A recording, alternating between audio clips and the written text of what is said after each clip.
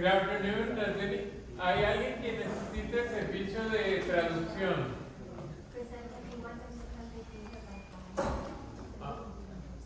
Well, we're not going to wait till 5. I'm just trying to see if anybody needs translation service or interpreter service. ¿Usted ocupa interpretación? Sí. Oh, okay. All right, we're going to, as a result, we're just going to proceed, and hopefully the interpreter can get here as soon as they can. Yes, please. Here we go. EJE Academy's Board of Trustees meeting of August 24, 2026, 4:30 p.m. auditorium. This is roll call. Madam Clerk, call the roll.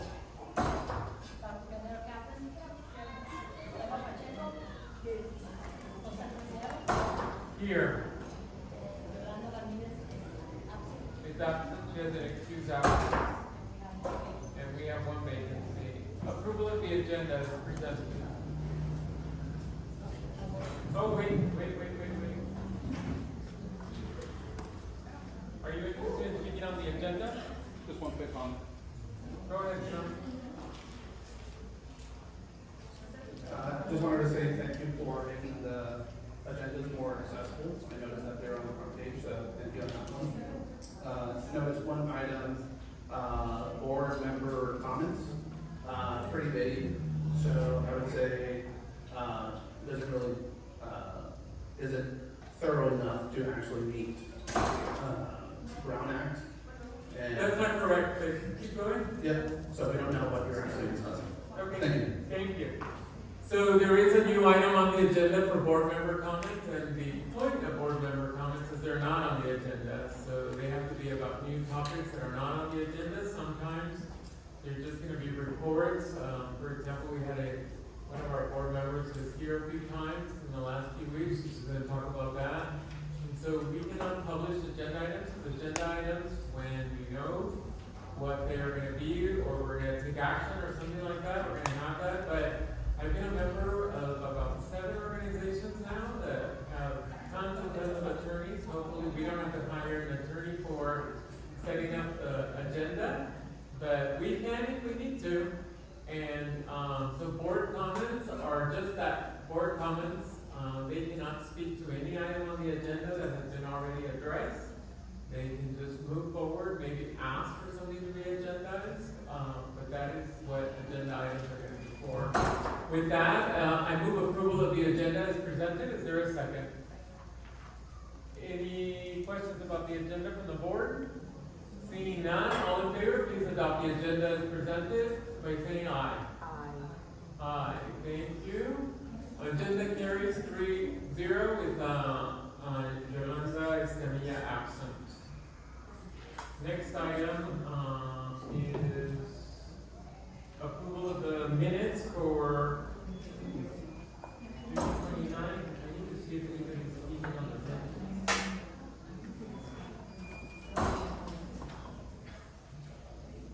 All right.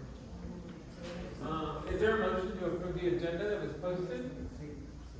I've heard in the minutes of the meeting of. Is there a motion to approve the minutes of June 29, 2026 as presented? June 29. That's the meeting that we're presenting. All right, I'll move approval of the agenda. I've heard me of the minutes of June 29, 2026 as posted. Is there a second? I have a question. What's your question? Because I clicked on the minutes and what I see is July. So June 29. So can you guys notice there's a link, and the link indicates July 20th? Is there a reason why? They It's should, just my time. because it should be the minutes of June 29th. So we'll take that as a correction. Yeah. Yeah, because we want to. Have you looked down? Yeah, so that is the editorial correction that we'll make. Right, so the content is June 29th, and the date says July. Correct, 'cause I read through them and I didn't note the content, is it? Because Sherry, what I sent you was the June 29th. I think these are the July 20th, the last one. Or So we have from the last meeting, we were supposed to bring the June 29th minutes. Where are they? Because I got them. They were posted.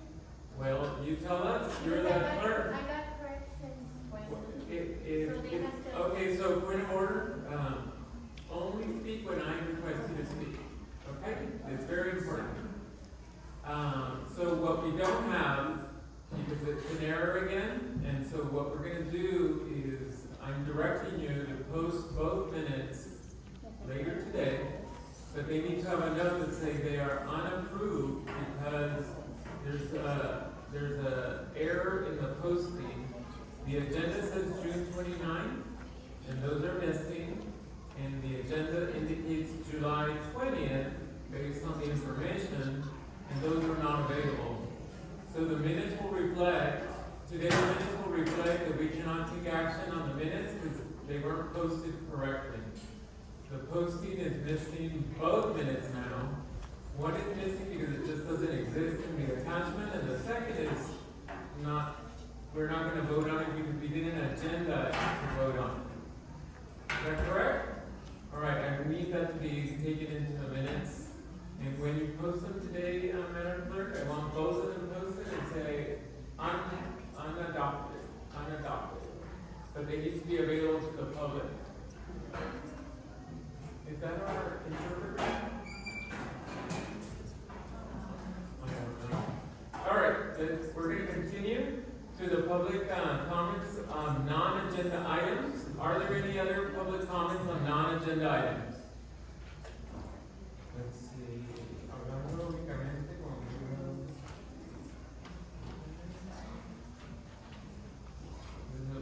let's start with Claudia Rios Castello. Let's go.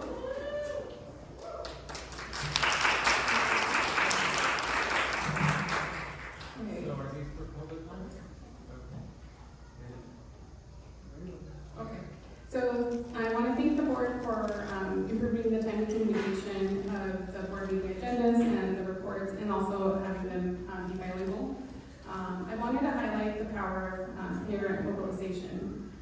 After parents and children reported a needed welcome response on the first day of school, a small group of families created 2 welcome banners and were able to pass out stickers on the second and third day, and we saw children light up.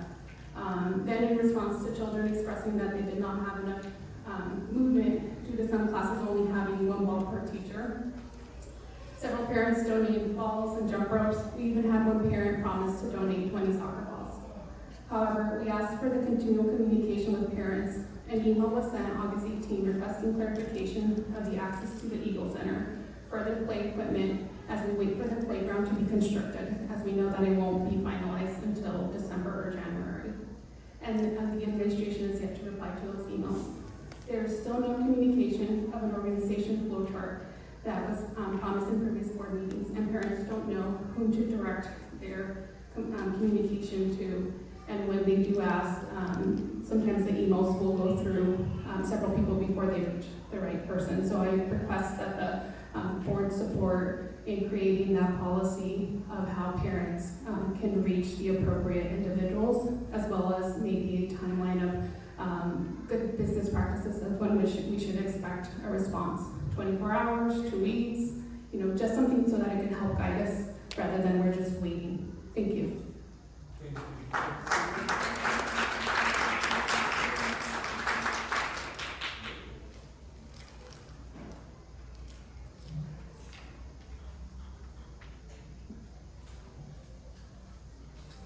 So, San Quiroz, what item are you speaking on? This is, Just public comment? yes. Go ahead.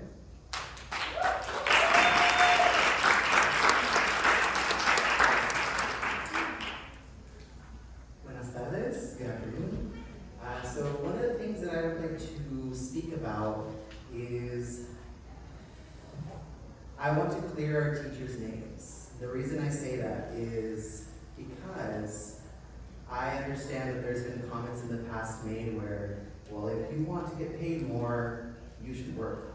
Or your pay should match your work. And that makes a lot of sense. We understand that as teachers and here at the school, there's many things that we do and there's many wonderful things that our students are happy to have at the school that many other schools don't have. However, I continue to hear these comments every time that I've come to the meetings. I either hear it from a different person where they say, well, if you want that, then your attitude has to match your work. And we fully understand that as teachers. And the reason I bring that up is because our work here as teachers is very important. And I know that you also know that it's very important. However, we want to make sure that stays clear with us as teachers that we are doing everything in our power during the school day to make sure that our children remain happy, remain educated individuals, and that we can do what's best. So when we're asking for certain things, or when we bring proposals to the table, when they're in bargaining meetings, or when there's anything that's still sitting at the desk on the other side of the union, that we think about how the delay of all of those things is not only impacting teachers, it's impacting schools, it's impacting the communities. And I understand, I've been at the school for 6 years, and I understand how much of an impact this school has, and how beautiful this school really is when we get down to it. So, in that, I really just want to know, when I say clear the names of all the teachers, I really mean that. I would love for all of you to know that we come from a good place, and this is really just our way of saying, we want to make sure that what is consistent at the school is also consistent with us and consistent with our students. So, this is a part of that, and this is me just sharing that love with you so that we can come to an agreement quicker. Because this is a year plus in the making that many of us have been waiting. I have come back to the school and been so happy to be back, only to be disappointed by some of the things that are still being delayed. So it's very important that we get all those things done, or that we're able to do something here at our school. If we want to keep it with us, if we want to have that EJE legacy, then it's also very important that we handle it here. And before there's anything else that needs to be done, we're a community and we're here together. If we want to work together, then these are things that we do together. That's all I'm going to say. Thank you.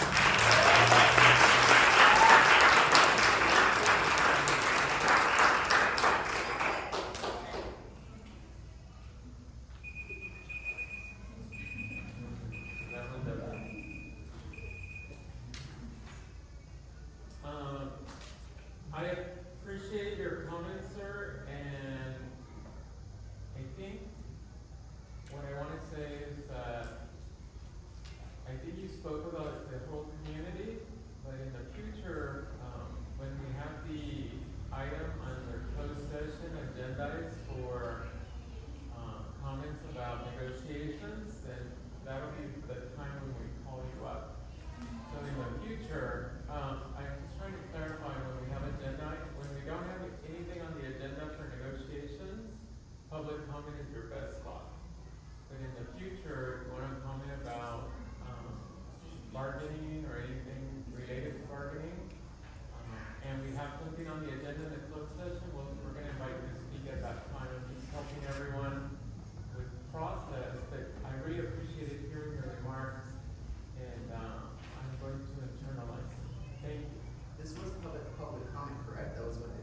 That's correct. So what I'm trying to explain is we bifurcated public comment. So public comment is stuff not on the agenda, and today we have bargaining on the agenda, but in closed session. So the opportunity to speak on bargaining is when we're going to go into closed session, we'll call for public speakers. So I'm just trying to clarify that. Okay? Thank you.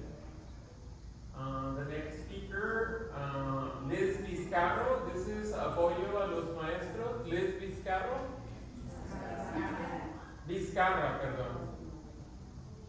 Is this on bargaining? Yes. So we'll call you at that particular time. Thank you so much. Stephen Florindo. And there's the just so everyone's aware, we are recording the meeting. The entire meeting is being recorded by the OWL. I just want everybody to be aware that it records everybody and it follows you, so that you're aware that it's doing it, because sometimes we're not aware that we're being taped, and we are being taped in a public meeting. Okay? Go ahead, sir. Good afternoon. I've come to talk today about the use of artificial intelligence here at EJE. Artificial intelligence is a relatively new technology that has become very popular in the past years. About 6 months ago, I had to speak to a student who had used the application ChatGPT to enter our multi-grade level Martin Luther King Jr. speech competition. And I think we can all agree that the use of AI in this context was dishonest, unfair, and to be frank, lazy. The problem with the use of AI extends beyond honesty, integrity, and effort. The data centers that keep AI running have negatively impacted the communities in which they are constructed with incessant noise, disrupted ecosystems, and raised energy costs for everyone. They also use an extreme amount of water, a limited resource. Given that our school is founded upon principles of justice and equity, our policies, or at least our practices, should be those that are in the defense of these underprivileged communities that are bearing the impact of this new technology. I call on our school leadership to act on the following: developing an AI policy for students, teachers, and administrators quickly, and halt the use of AI for professional development, parent communications, and all staff emails until this policy is developed. What I want to avoid is to have conversations about the use of AI with students and have them look at other teachers and leadership and say, but they're doing it. Having a policy on this technology will help us all not only use it with care and consideration about the inequities it's creating in our society, but also have a unified message to give to our students regarding its responsible use in our schools. Please do not hesitate, act swiftly, and develop the policy on AI. Thank you.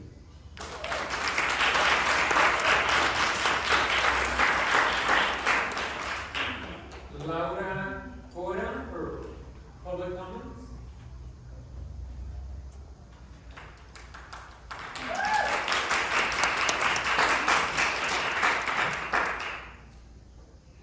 Good evening. My name is Laura Liliana Cora, and this is my first time speaking before the board. I'm the proud daughter of one of the co-founding parents of EJE Academies. I'm also the proud parent of a bright EJE student who has attended the school since kindergarten. My connection to this community runs deep. 5 of my nieces and nephews attend EJE, including one who recently just graduated. I have cousins who currently attend EJE. My childhood friends now serve as staff members here. I'm a volunteer and a proud member of Friends of EJE and Familias Unidas de EJE. As you can see, EJE is not just a school for me. It's part of my family legacy. My mother, along with many dedicated parents and the Pachecos, worked tirelessly to create a school that would provide education and opportunities for all the students. They believe that every child deserves access to equal education and an opportunity to thrive. Because of that legacy, I am deeply concerned that the direction EJE is heading, I believe the school is drifting away from the values and the mission on which it was founded. First, communication. I sent an email on August 18th to Ms. Delgado and Ms. Walker regarding school matters, and I have not received a response. I would appreciate clarification regarding the school's expected response timeline, so all of us know when we can reasonably expect a reply. I believe that open and timely communication is essential to maintaining trust between the families and the school leadership. I also respectfully request that parent concerns be addressed directly through email rather than indirectly posting social media posts. Transparency. While I appreciate the efforts to share positive news about our school, some public communications have not reflected the experiences of many families. For example, a social media video described a successful first day of school, and students actively learning by 8 a.m., while many families experience registration delays, long waits, and late arrivals. Families appreciate celebrating successes, but we value honest communication about challenges. For many families, the first day of school sets the tone of the year. Several parents felt the atmosphere lacked the warmth and excitement experienced in previous years. In response, members of the Familias Unidas de EJE, and a big shout out to Indiana, who came together within 24 hours to create 2 welcome banners, stickers for the students, and they also took time to greet the students as they arrived on their second day of school. This effort truly shows the real commitment that we have into supporting students and partnering with the school to create a positive environment. We are not here to attack you. I would appreciate an update on my other email requesting a meeting with Friends of EJE. If a space is unavailable, as it was mentioned at the school, Ms. Castello has offered her home so we can meet with Ms. Walker and Ms. Agado. Ms. Walker, Friends of EJE plays a significant role in Thank school you. fundraising and volunteer efforts. Thank you With the very fall much. festival approaching, it's important for us to begin planning. Thank you.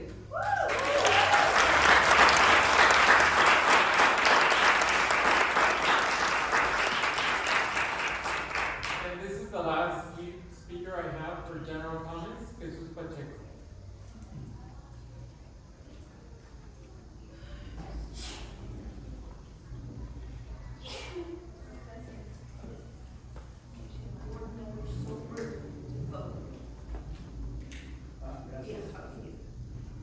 No oigo.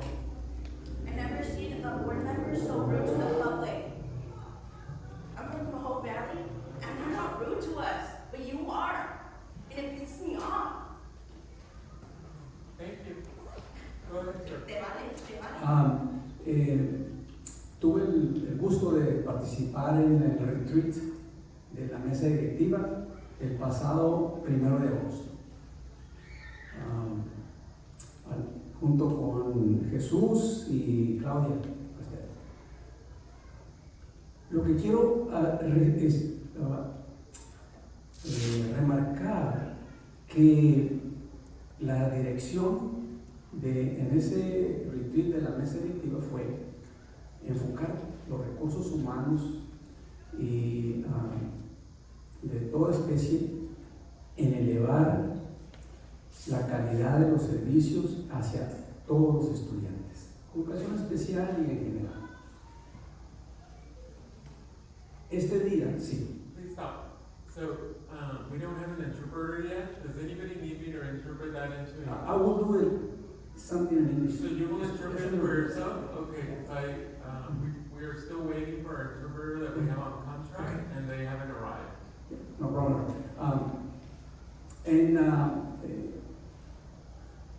Empleé tiempo de leer la agenda y las presentaciones que se van a hacer posteriormente aquí, de parte de la administración, del personal encargado de Academies, y veo reflejado en ese plan de la administración la dirección general de la mesa directiva, que en síntesis, ¿verdad?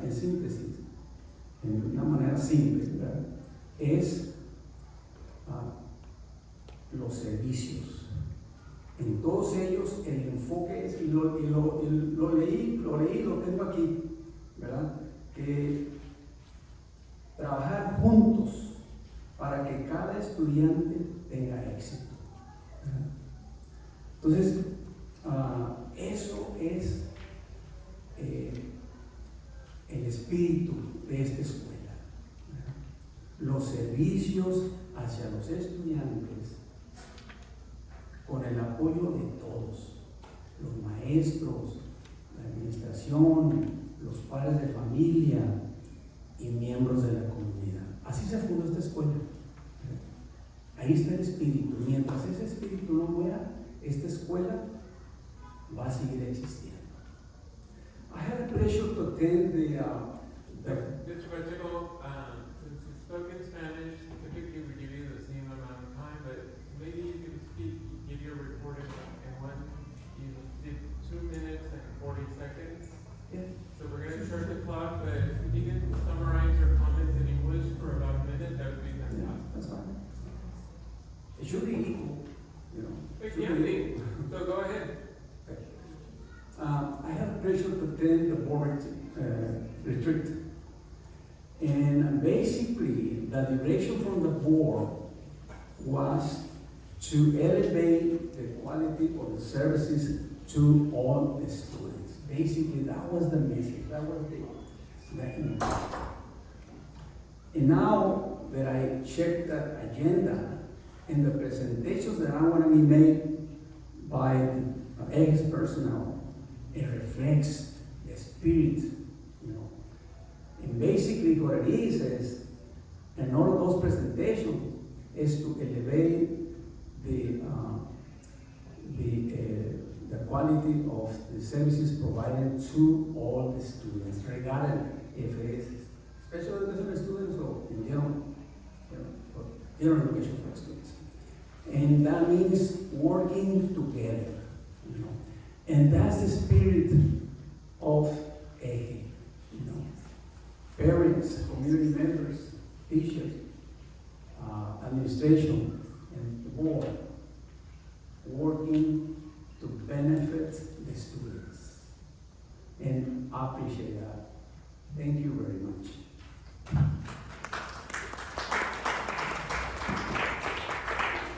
Thank you, Mr. Pacheco. We're going to move on to presentations. The first one is Human Resources and Special Education Report. You have the microphone.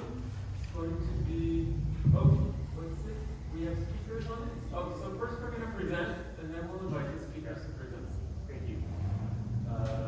Thank you, President, Presidiano, governing board members, and our executive director and our community. It's with pleasure today that Lauren Pastor and I are going to present our human resources update, and then our update from our special education department. So, thank you for your time today. We're going to go over this rather quickly, but we did have these presentations printed in both English and Spanish. So please, if you have the time, get a copy from the back.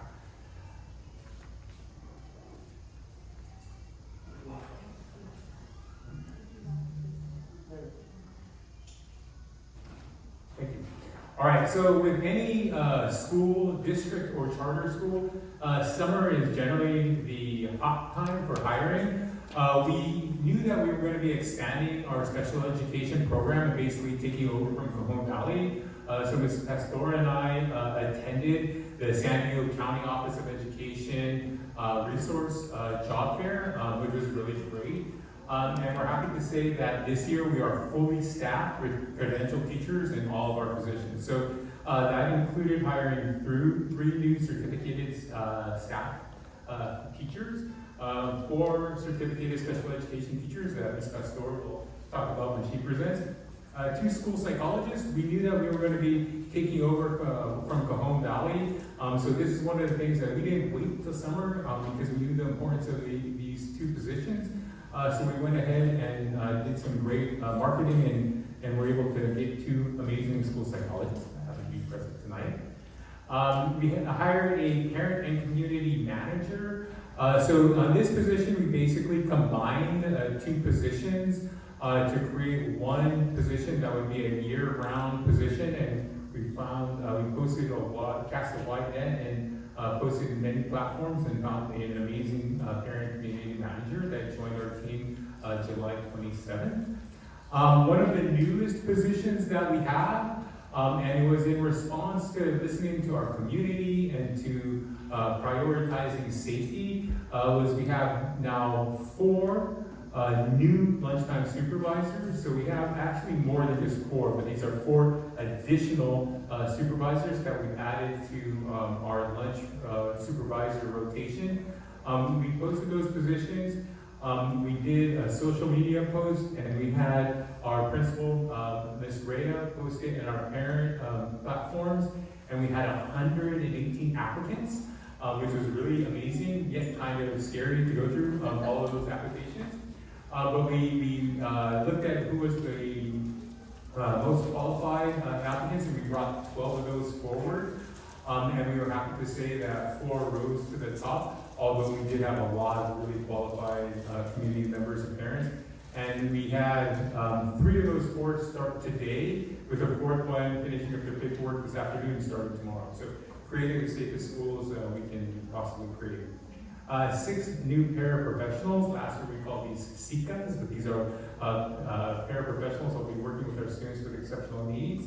and 8 after-school program youth leaders. One of the things that Ms. Delgado was very passionate about was making sure that none of our students and none of our families that wanted after-school or before-school care would be denied. And so one of the things that EJE had done, because it was very popular, was we had a waiting list that we were going for. No waiting list exists now. So we have anybody who needs after-school care, before-school care, isn't put on a waiting list, they're put in working in. And then does that mean even if Griselda, Rhea, Lauren, or myself have to serve supper because we're really running close on staff, that means we roll up our sleeves and put on the gloves and serve supper for our students. All right. One of the newest changes to our substitute system is last year we had on-site subs and we also had agency Scoot that we used. And this year, having some experience in working with substitutes in the past and having confidence from our executive director and the board, we now have our substitute system managed in-house. The quality of substitutes are one of the things that was really one of our priorities that we wanted to make sure that we addressed. Scoop, an amazing organization, we still have them as like a backup, but we don't know who we're getting. You know, we had on-site subs. We had a lot of history there at EJE, but some of those on-site subs weren't fully credentialed. And so now with our substitutes, as we're doing it internally, we're able to post a very competitive pay, yet save an extreme amount of money. So we're saving over 40% on our substitute costs when we're doing it in-house as opposed to an agency. And when we're managing it in our system, using our people instead of using a platform to do that. So we have our inside house substitute system. We currently have 11 substitutes on our team, but we have about 20 applicants that if we're just trying to see if 11 is the right amount, or if we need to have more. We are looking at maybe bringing on a couple more. Managing the substitute system is a little tricky because you don't want to have so many subs that they're not working, but you don't want so few subs that you're not able to fill those positions. So we're trying to see what that right number is, and it looks like we might be bringing on a couple more. The great part is that we have oversight of the quality of subs we're bringing in. So we're not hiring them because they're just have a credential. We actually go through the interview process. We make sure that they're bilingual, English and Spanish, and if they have a credential, even better. As I mentioned, it's substantial cost savings, and we're bringing in highly qualified, trainable subs that know our system, know our community, and actually can serve as like a bench in case there's something that happens, if there's a medical leave or if someone goes on maternity leave. If we have our in-house subs that are actually here doing the work that are fully credentialed, we don't have to have any lag time in filling those hard-to-fill positions. Mr. Romero, you have a question? Yes. I'm just curious, so the 11, I understand the process of switching over. So the folks that you're bringing in as substitutes, are they also like subbing in other districts, or are they so here? Like, how does that work? Great question. And so we don't exclude them from working in other districts. We do pay a little higher. So our substitute pay rate is $260 a day, which is less than a step one range one for a gen ed teacher, but substantially more than what they're making in maybe Cajon Valley or the Mesa Spring Valley or Lemon Grove. But a 40% savings from what we were paying Scoot. So it's kind of a win-win situation. But if I didn't mention this, or I may have forgotten, we still have Scoot as a contracted partner in case there are heavy busy days when, like for today, we had training for 5 of our teachers and we had a few absences. So we still have Scoot kind of as like a backup in case our in-house today, also under consent calendar, you're going to see 3 updates to our job descriptions that we're bringing forward to the board. The first is the Wellness Center Assistant. And so this person will work in our Eagle Center and really be a resource to our students and also making those wraparound services with families. So one of the things that we really want to take advantage of is the CYBHI funding, and having someone that is a certified wellness aide or coach, trainer, any of those things can help us and able to provide those services, but also help us in allowing us to build back and get paid for some of those services that we're providing. Students get service whether we get the money back or not, but this helps to make the program sustainable and actually grow our social network of workers. So the goal here is really to provide student health and wellness support, provide that resource connection to our families and a positive caring campus environment. The next position that we are bringing forward tonight is site support. The site support will be someone who is kind of a rover on our school, helping with things like in the office and office duties, but helping with our parents that may have problems with doing our enrollment system or having questions that are related to services that the schools provide, but also looking at our data and our ELLs.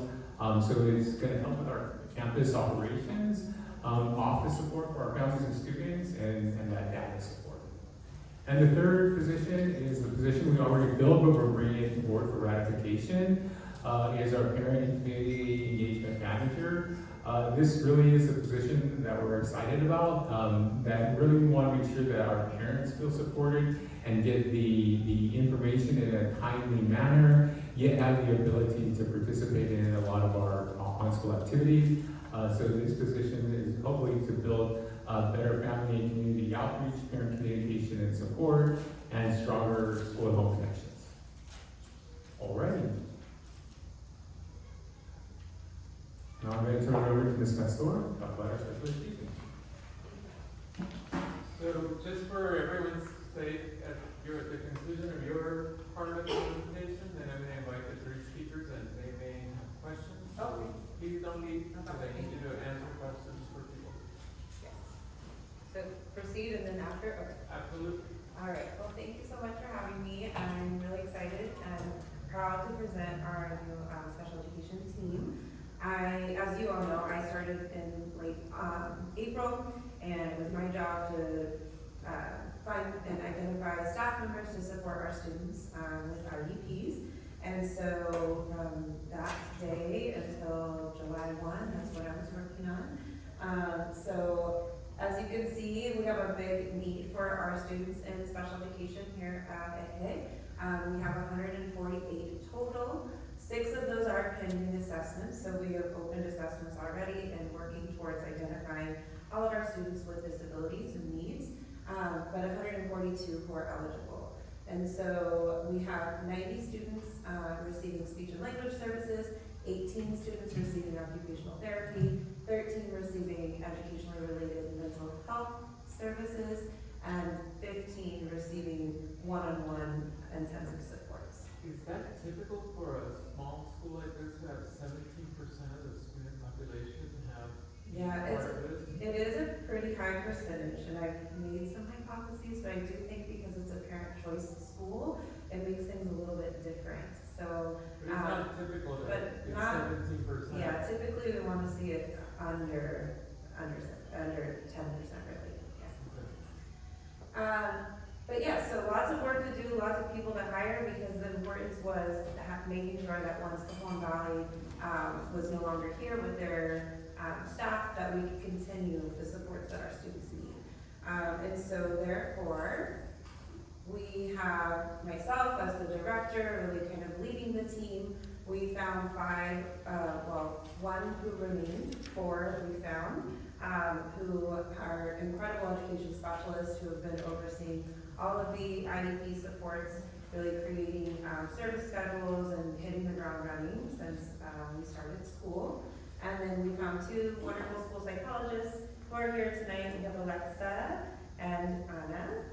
And again, they've just hit the ground running, really supporting and doing great things for kids.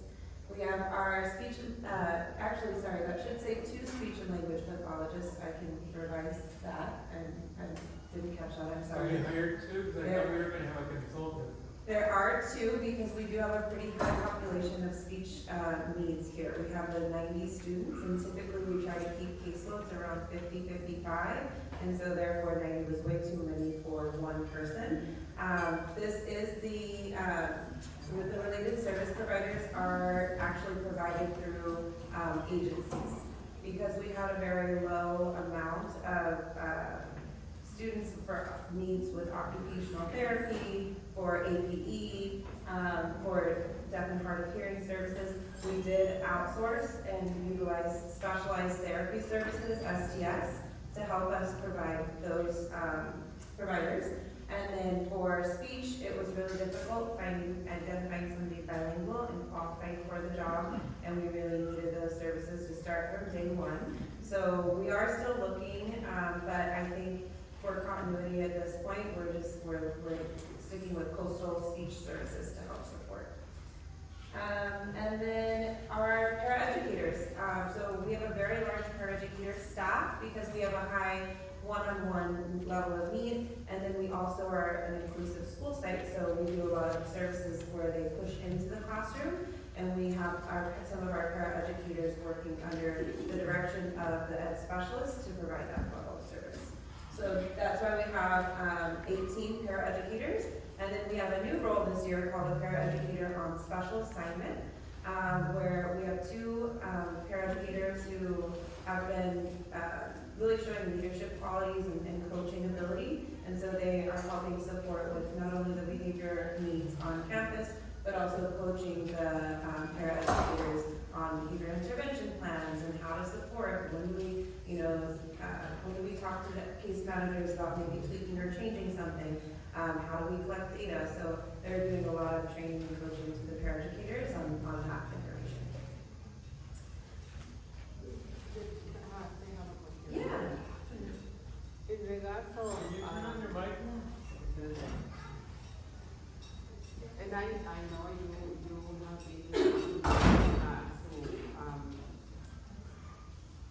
especially with this.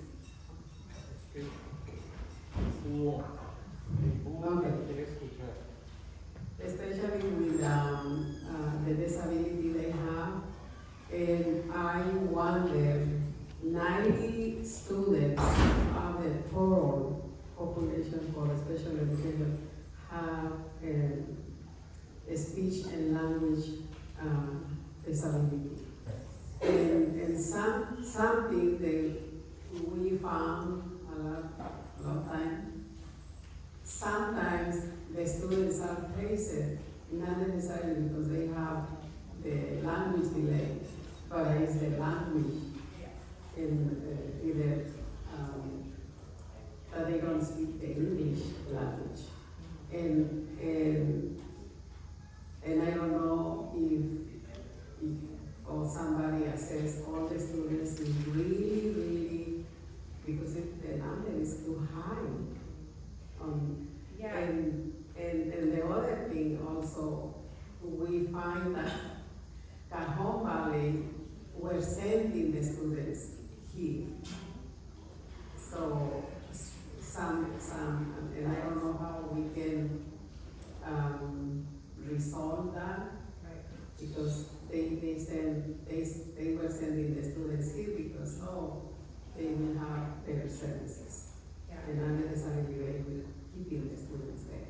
Right. So yeah, when we do an initial or a triennial evaluation, we always do look at language and understanding whether or not we don't want to put a label or a disability on a student where it might actually be a language deficit or difficulty because they're an English language learner.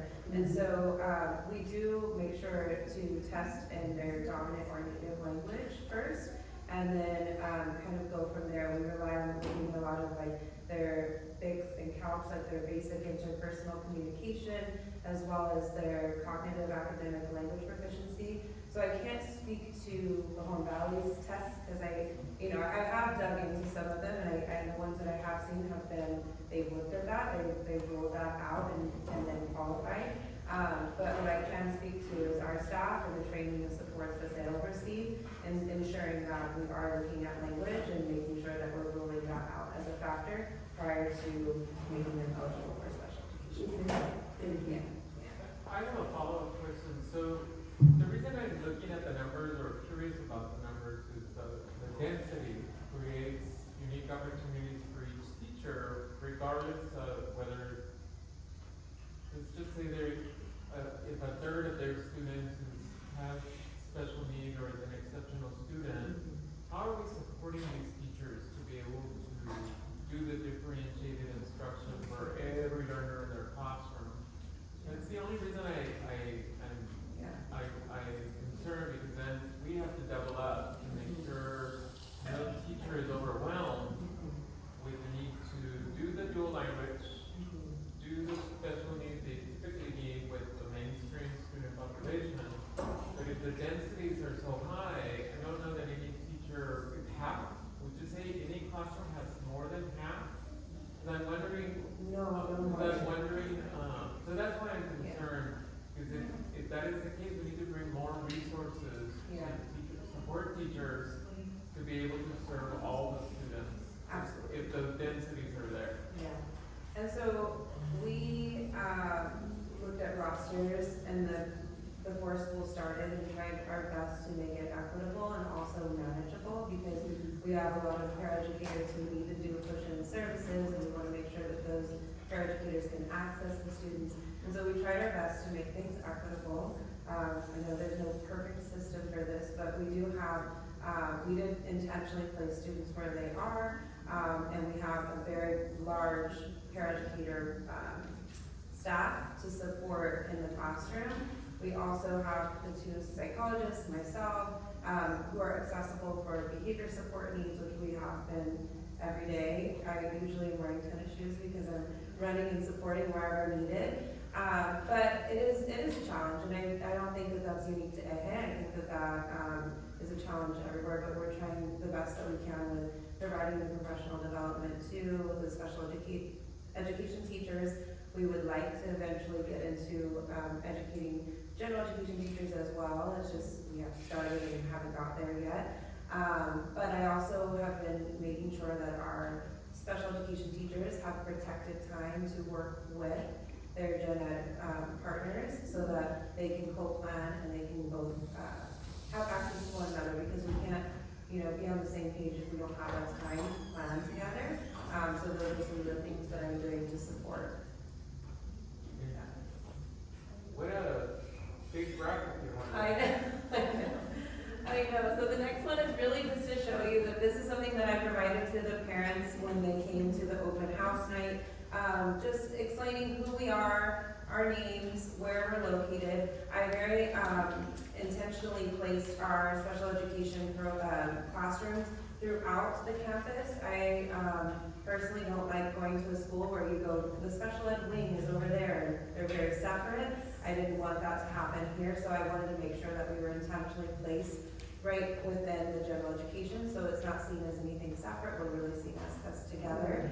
And so that's really the purpose of this visual, is just to show, who we are, what we do, where you can find us, and we all have an open door anytime you want to come visit or check it out. We are happy to have you. I'm going to invite, are you done? So this is just, yes, 2 more slides and now we can finish. This is just talking about how we started. So our students are back, our students are engaged, our students are receiving services right from the get-go. That was one of my goals. I wanted that continuity and services to start right away, and so that was something that we worked really hard on that first week that our teachers came back.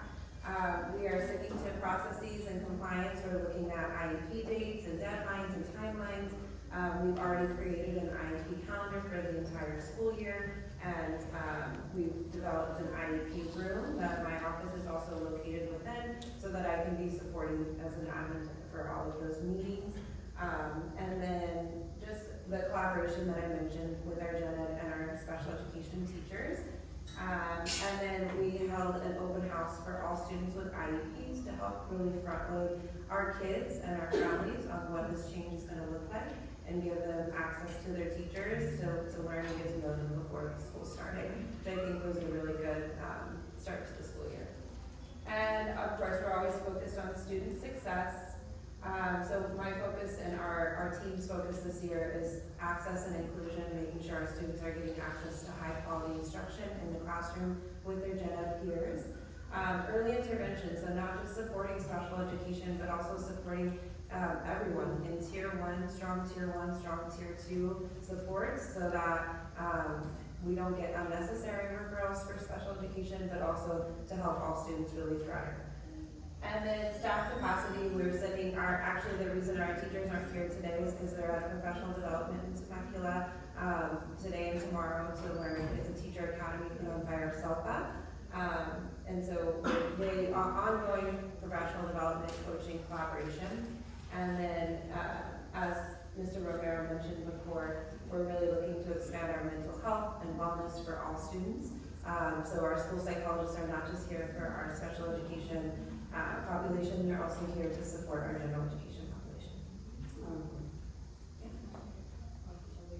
Yeah, so we're gonna call the one speaker and then see if there's an answer for the speaker or a possible answer, and then we'll ask questions. Okay, thank you. So Mr. Jesus Gasteno, you're here for 5.1.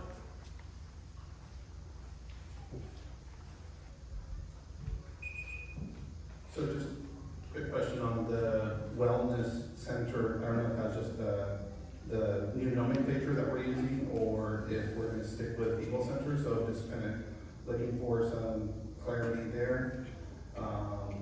And for the new staff that we're bringing on board, just curious to see if they are receiving a updated handbook, because I think the last one that I see on the website is from 23-24.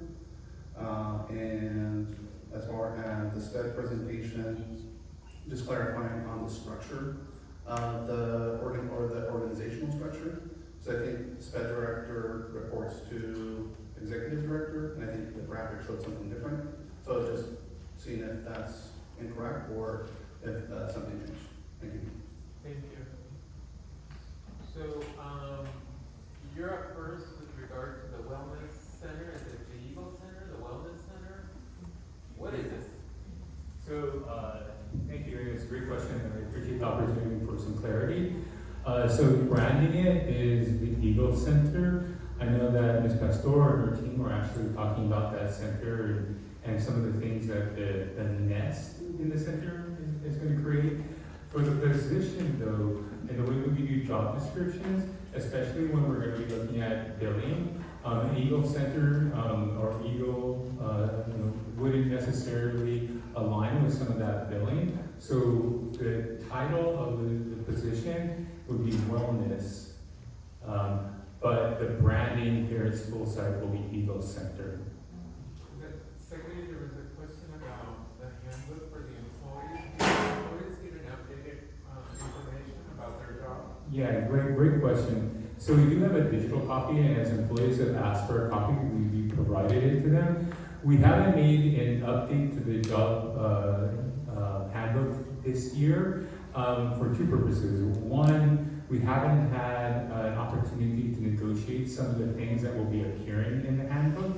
And so we're going to wait for us to finish negotiations and do that. And we're also not done hiring. So we should have an opportunity within the next couple of weeks to link our current and new employees to the handbook. But the handbook hasn't been updated this year because many of the things that are in the handbook were in negotiations with our EE labor.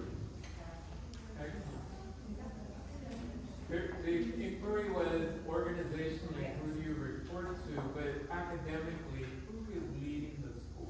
Yeah, so academically, it would be Ms. Walker leading the school. Who I report to would be Ms. Delgado.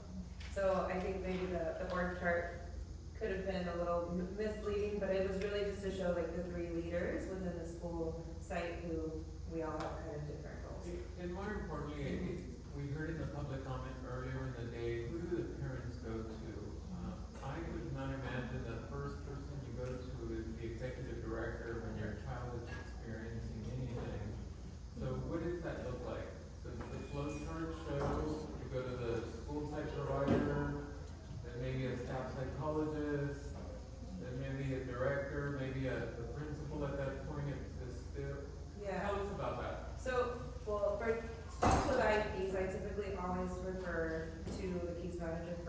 because that case manager needs to know, A, what's going on so that they can communicate and handle it on the ground level. If it doesn't get handled at that point, then I would definitely say reach out to school psychologists myself. We'll figure out how to do that. And then I think probably the same would go for general education. I don't want to speak for Ms. Walker, but usually teacher first and then we elevate from there. Ms. Walker, are you here? I'm right here. Oh, come on up, Ms. Walker. So, if you can comment on how you work with the full special, with the group that, she leads? Yes. How does that work? So when we have, usually it's by text, because I don't have a phone yet in my office, when teachers text me and say the student is doing this, you have to determine whether it's a social emotional need, or is it going to be a discipline need? So either of the two.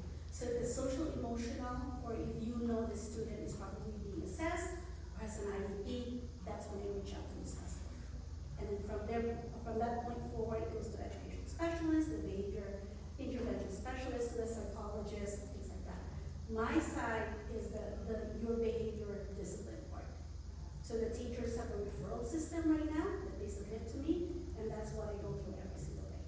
So Ms. Walker, but in general, everyone should assume you're the principal of the school, and you are the top of the brass.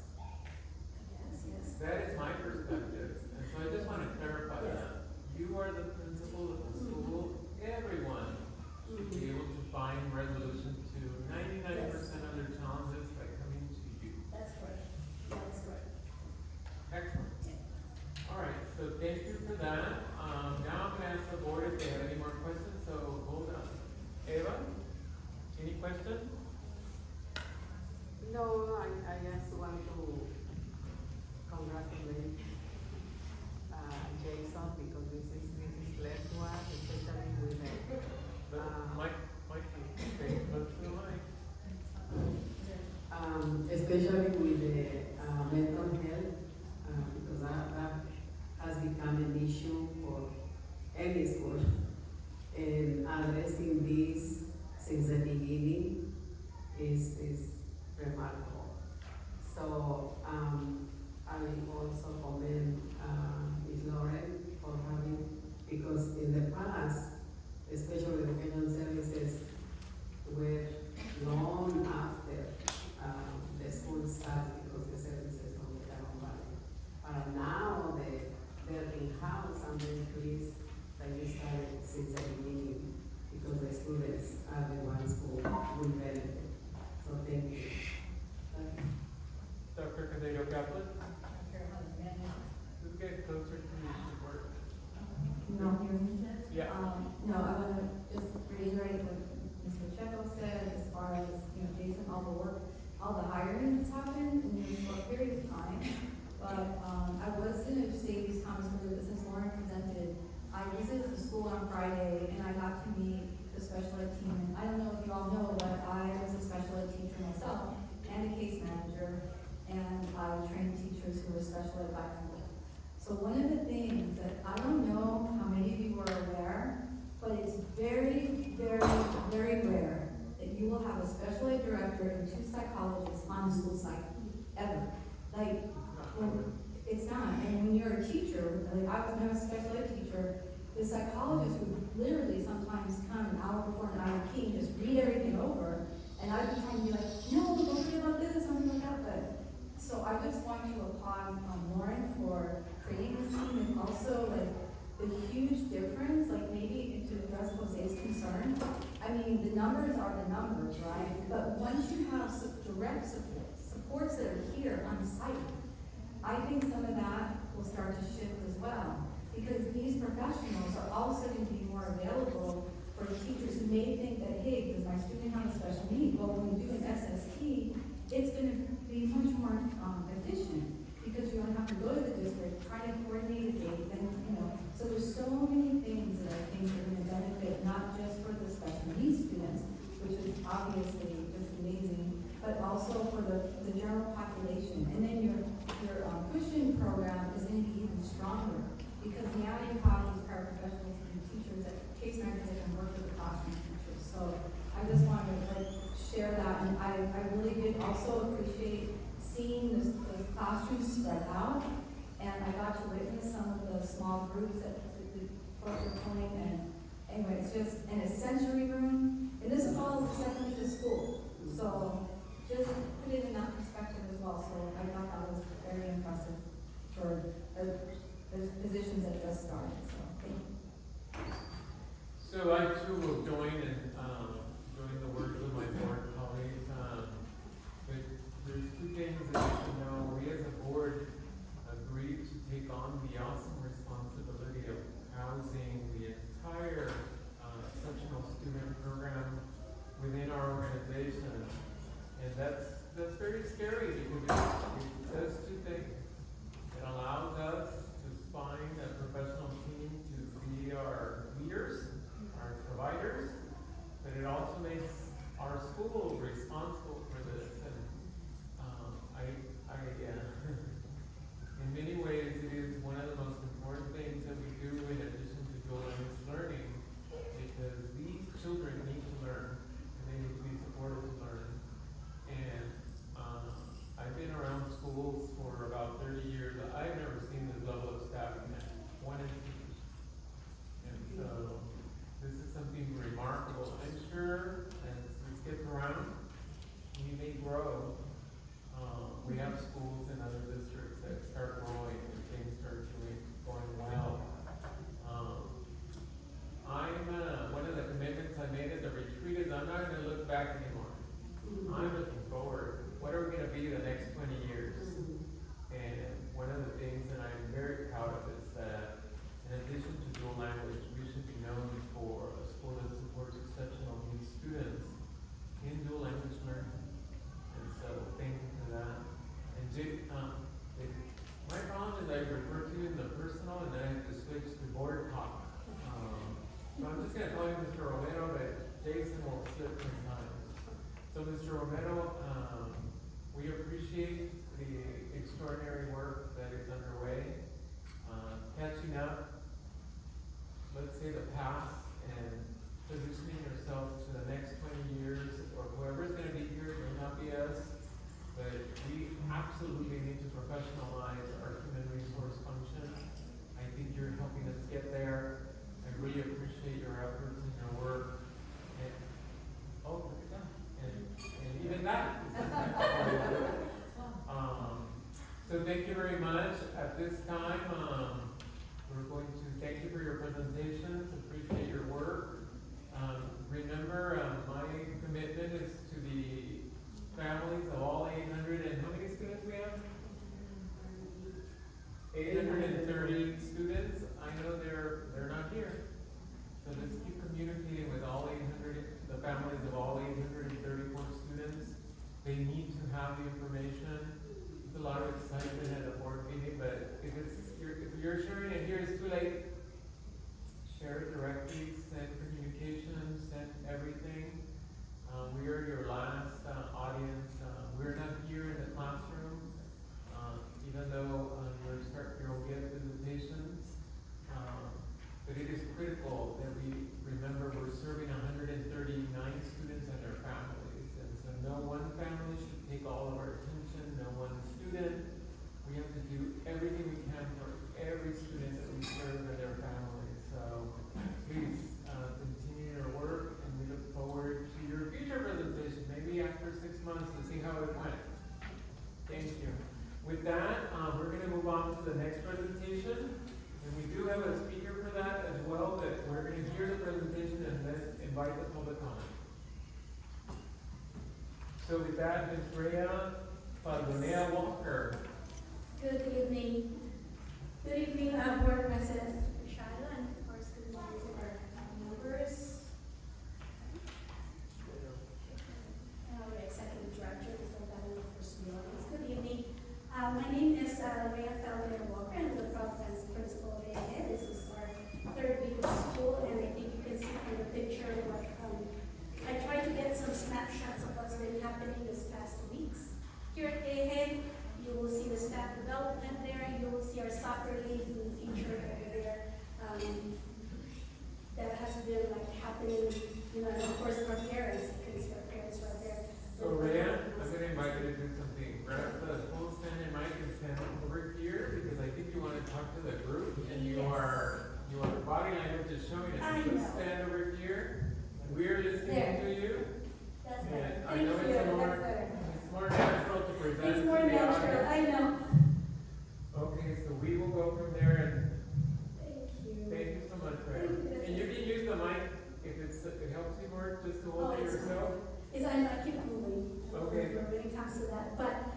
This is just a snapshot of what's been happening this past few weeks, and like I said, this is our parent group that Ms. Gastelum just mentioned, that we really, really appreciate how much they've helped, but making the second day of school really a little bit more festive for our students coming in.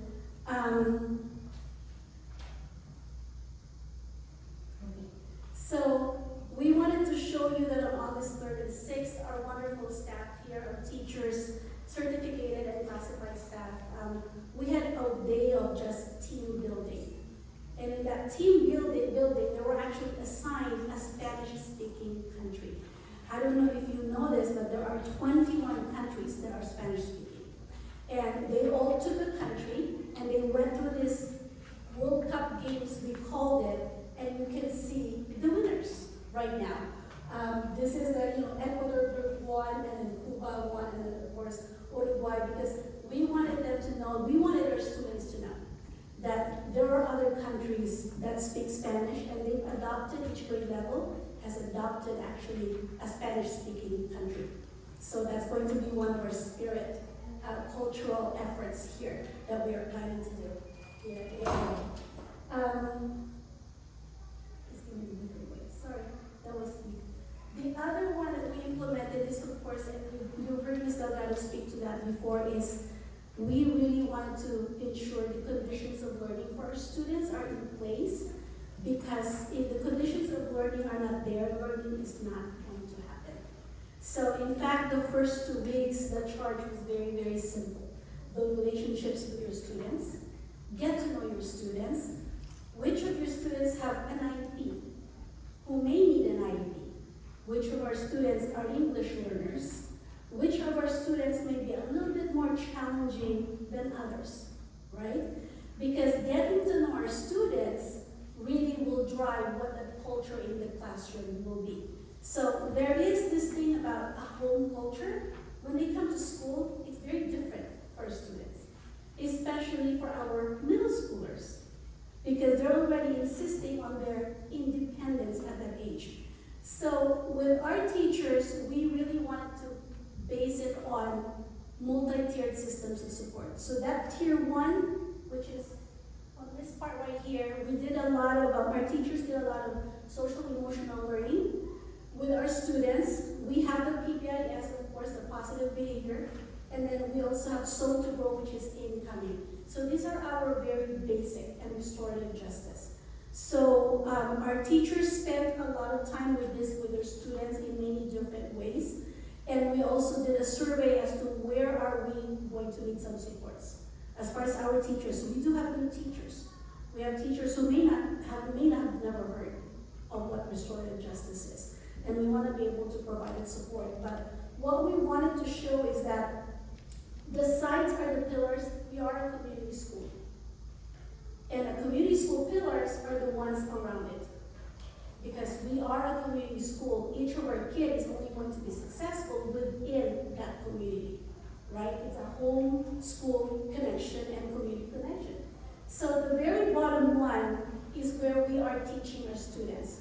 Our students may not know what appropriate versus inappropriate behavior is. Behavior has to be taught. You just can't learn it in a vacuum, right? So right now, for the audience here, think back when you were young. Somebody had to teach you what was the right way. Somebody had to teach you, if this is the wrong thing, now what do you do next? This is the same thing for every student in here. They are going to come with their own experiences, they are going to come with their own perspective, and that perspective and experience is built from, when they were born, their home, their neighborhood, until they get to school. And then the school builds that, part of that self is built in school, of course. But we wanted to make sure every student, each student in the Hague has that support. We want that wraparound support for each student, because every student is going to have different needs. And for every student, we're going to support that student in probably very different ways than from each other. So that's why when Lauren was presenting this about the special education, this is part of this. So this is for the whole school. This is not just non-SPED students, just SPED students. This is for the whole school, our MTSS support. And right now we're to launch our Zone to Grow and of course our branching lines also, which is going to be really for MTSS. So MTSS is multi-tiered systems of support. That's what that means. But the basis really is that bottom right there. So if I'm a parent and I send my child to the school and I just want to know the things that are happening, how do I interpret a graphic like this? Is there someone who helps with that, or how do we? So this one was actually a tool for our staff. Okay. This was a tool for our staff. This is the first time you're seeing this in public. But when we talk to parents, it always comes from a place of support. Even when we have a consequence, for example, right, for a discipline, it always will come from a place of support, because our students right now, they are at this pivotal age where you can still train them and hone them and do the right thing. Their brain is not quite there yet as far as judgment. So this is our time really to teach that to our students. We can't expect a student to behave a certain way unless we teach that to the student. The same thing as a parent. I can expect my child to behave a certain way unless I teach that to my child. It's nothing different when we're in school. So a lot of it is teaching of the skills. We have to teach the skills. And it is an investment. If it took a teacher 2 weeks, it's a big investment, but it pays off at the end. Because learning can only happen when the conditions of learning are met. That's when teaching and learning can happen. So this is our graphic for that for the staff. And if a parent comes to me and asks me, I would gladly explain it. But I think what I need parents to know right now is that your child here, we have a whole child network for you, kid. We have a whole child network. If a student is successful in Tier 1, that's very good. But if they're not, what's next? Because a parent will always ask, what's next? A teacher will always ask, what's next? I've done this, I've done this, I've done this. Now what's next? Right? So it's the same thing with this. We have to have all these things in place. Now, is it going to be a perfect system? No. But we are trying to work through it, also trying to really clarify it, and trying to really implement the pieces so that what are we missing? Where do we still need help? Where do we still need support? We are working through that the past weeks. We've been doing that. So we've been learning that. For every referral sent to me, I've been applying this and I've been learning it. Every referral is a conversation with the student and with their parents. Because they also need to know what is happening at school. Because students will go home and say, I didn't do anything wrong. Right? Which kid goes home and says, yeah, I did that wrong. Sometimes they don't know even that what they're doing is wrong. And we have to teach them. We have to make sure they understand it. So that's our condition for learning. That's just a Spanish translation. So for multi-tiered systems of support, this picture right here is a picture we took of a big group that went to Anaheim of staffs, classified and certificated. We went to Anaheim to actually participate in the MTSS conference. And then this other images you're seeing is that their staff built a tower made of spaghetti. The reason for that is because we want everybody as a metaphor for each child.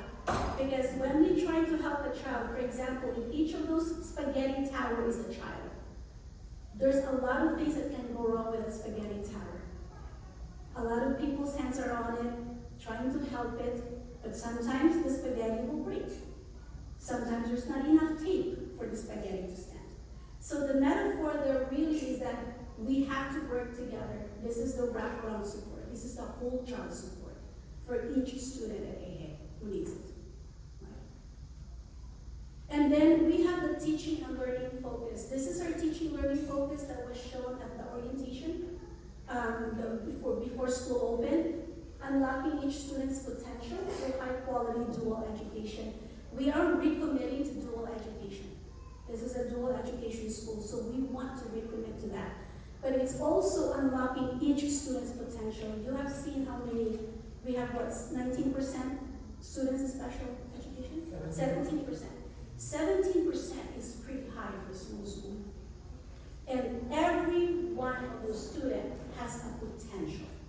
It may not be the norm of what you're seeing, but they have a potential for something.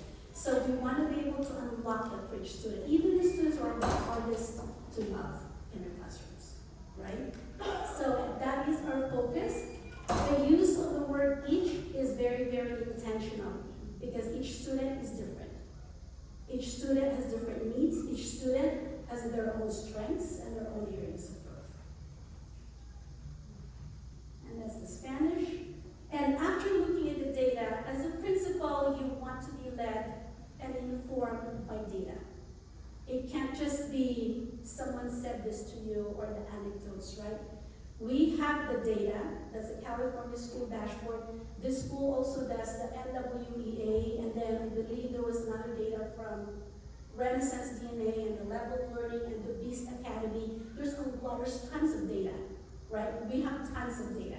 So when I look at the data and look at where the impact of the data is, and you have seen this at the retreat actually, if you were here at the retreat, one of the things that really is we're seeing that's going to be our focus is that middle school math is 90.2 points below standard as a middle school math. This is also the same information the teachers have seen. So we want to make sure our information is consistent, whether it's the board, the parents, the student, or the teachers. And then our EL progress, for some reason, it declines in middle school. They're not reclassifying in middle school. Achievement gaps in elementary, it's our students with disabilities. That's our achievement gap. They are not performing very well. Elementary is 3rd grade to 5th grade, and then in middle school, it's our ELs and our long-term English learners. For the NWEA, which is a local assessment for us, what we're seeing is that we are at the low percentile for reading in Spanish. We're at the lowest percentile when it comes to Spanish reading. So what do we do about this? This is what the data says to us. Now what can we do about it? Where do we go from here? Where does the data, we know where we need to go. We want all our students proficient in English, math. We want all our students exceeding standards in math, in science. We want them to exceed that, but it's not an overnight work. We know there's going to be a process that's going to happen. So the first reflection that I'm thinking is, our students have strengths, especially in elementary. How can we build on that so it carries over to middle school? So it doesn't just stop in 5th grade. Middle school is so important because they have 3 years to get this done before they go to high school. And in high school, the stakes are higher. They have 4 years before adulthood, before they decide what to do for work and for college. So our middle school is a very pivotal year for EJE. So what do we do so that we can carry on the success in elementary to go to middle school? Second reflection, how can we intentionally rebuild systems of support for ELs, LTLs, and students with disability? We have the special education department with 2 psychologists. That is kind of unheard of, even in big districts, by the way. Even in big districts. You know, sometimes they have 1.5 psychologists. The 1/2 you hardly see, apart from IEPs. And then our teachers in middle school also, they have a block called EL intervention. And what happens there is that they monitor our English learners to provide support for our English learners. So they will be observing our English learners in their class as well as in another person's class. So that we can figure out maybe our English learner needs more graphic organizers in social science. Then they can provide the support so that our students can access the curriculum. And then reflection 3, how can our dual language program be a pipeline for EL reclassification? Or prevent them from becoming long-term English learners? Because for a dual language immersion school, it's even a wonder why we have English learners. Because for a dual language school, they're strong in their dominant language, right? And this is the program for dual language. It starts in TK Kinder with 90-10. By 4th grade, it's 50-50. 50 English, 50 Spanish. But by 6th to 8th grade, it's 20-80. 80 English, 20 Spanish. And they get the Spanish from their Spanish electives and from their history and social science classes. But the rest of the time, 80% is in English. So when we have this, and this is the NWEA result, our reading Spanish has the lowest percentile of all the tests. It's the Spanish. This is why we have to renew our commitment to dual language. Because when we have the language, just because our students are speaking Spanish, doesn't mean they are proficient in Spanish. These are two very different things. When you have the bigs and the cow, those are two very different sides of the brain. The cow is what gets you to college. The cow is what makes you pass the AP Spanish language exam. The cow is what makes you get a high school diploma and get a job. The bigs is normal neighborhood talk. It's survival talk. So we wanted to see this as far, even with the lower grades, how much of it is academic versus interpersonal communication only, right? So we want to see that, and today that's what we were actually doing today. So this is our plan, this is our timeline. We are in the reflect and recommit stage right now in August. In fact, this afternoon, since last week, our teachers, elementary and middle school, have been working on goal setting.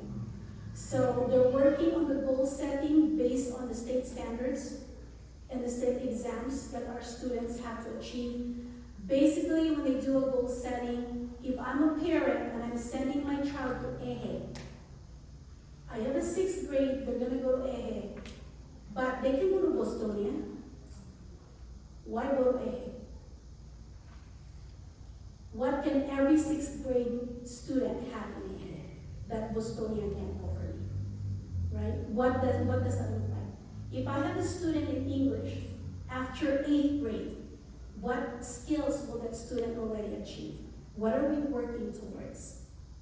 Knowing that all these skills will prepare them to success in high school. We want them successful, especially in 9th grade. 9th grade determines whether the rest of their high school will be miserable or successful. It's in 9th grade. And we want our students, all our students, ready for 9th grade. Okay? So this is what's been happening right now is recommitting. This is our teaching, learning, and focus. And for our staff development, and we know this is a human enterprise, right? We have our own human frailties. We have our own human strengths, human area of weaknesses or areas of growth. We are using a PDSA cycle, that's Plan, Do, Study, Act. So right now, what we're doing right now is looking at the data of our students and looking at our goals. What are our goals for each student in EJE, at each grade level and each content? And then what does it mean for them to meet that goal? We're working on those, and we can't do this fast. We have to go slow before we can move fast, because setting a goal for a 3rd grade student may just be as simple as a 1 sentence, but a lot of thought will go with that 1 sentence. Because that 3rd grade with that goal has to be ready for 4th grade. And that 4th grade with a goal has to be ready for 5th grade, and so on and so forth. So our teachers are working on that now, on the goal setting. So just to give you kind of a heads up, this is our 3rd week of school. It's just been a whirlwind, frankly. This has been what's happening. There's a staff newsletter that I do put together for the staff every week. It's on the newsletter, kind of sets the stage for that week. What's the work we're going to be doing that week? Enrollment registration happened on week 1, and I think we're pretty stable after the first week of a little bit of chaos with registration, right? Our parents dropping off students and they were not registered, and we had to call, like, register your student. Our elementary rosters, of course, balancing that, and our master schedule for middle school, that was an adventure. That took 2 weeks. It took us all the way to second week. And of course, the most exciting part that happened the first week is our soccer league with Coach Galina. You know, we have girls and boys. And how many boys? 18 boys. 18 boys made it to soccer. And I wanted to feature again our parents right there, because they were a big part of our first week of school, of course. Week 2 is the master schedule, and this time also when I said the discipline versus SEL needs, this is where we're just starting to kind of discern which one is which. Right? From the reports we're getting, which one is more SEL and which one is more discipline part. And if it's discipline, I've had so many parent meetings already actually. Not because, sometimes it's the parent meeting is not because the student is in trouble. I need to have the parent meeting sometimes to anticipate things. Right? I heard that you had some problems or some concerns from last year. So let's talk about that right now to prevent the same concerns from happening. So as proactive as we can get is what's been happening. And then we have Monday where the teacher meets in their PLC, of course, and then Wednesday where we meet together and the teachers are again out for their PLCs. We're starting to look at textbooks and licenses also for all our classes. And then, of course, the middle school English learner intervention. Now they have a process in place what to do during that block time, which is to monitor our English learners. And, that's thanks to our middle school teachers. And then, of course, our professional learning communities. That's our teacher teams. This is what they've started to do, and it's going to carry on to this week, of course. And this week, we're also going to start planning for our family engagement events. We're waiting on some facilities, but that's kind of the next step for us, is our family engagement events. And then week 4 and 5, our students will be taking the NWEA. So our teachers, so that we have some data on our students, the current data. In other words, it's like a pre-test for the students. Because we need to know where they are, so we know what we need to do to take them to where they need to be by the end of the school year. And that's a goal for our professional learning communities. And we are guided by these documents. These are all public documents. You can Google that and it will come up. If you want to know what is it in LPAC, I have an English learner. How is my English learner tested in LPAC? If you click on that thing that LPAC tells you, it will tell you. So everything in the state assessment, the Common Core, is not a secret. Everything is public. Some of our teachers today actually engage in the practice test. Because you have to experience it like a student to know what these tests are asking, what skills and concepts our students must have at each grade level. So these links are all live links, and you're welcome to that. That's why I put it there, because some parents might be very interested in clicking the link and see, okay, what should my TK be learning? What should my kindergarten be learning? So it's all going to be there for you. We are guided by our curriculum by the California state standards, of course, right? And then the how is the curriculum frameworks. And this is where a lot of PD, our professional development, is going to be about. It's about the curriculum frameworks. How do we go about this? We have ELs, we have SPED. How do we differentiate this? Do we need to get a UDL, which is understanding, universal design for learning? Do we have to have a universal design for learning program so that everybody knows? Because what is good for a student with special needs, what is good for a student who's an English learner, is always good for all students. All students. And alone, we can do so little. Solos podemos hacer muy poco. Juntos podemos hacer mucho. Gracias. Thank you. We have a public speaker on this item. It is Mr. Jesus Gaston. You can leave the mic there. Yeah. We'll let him project.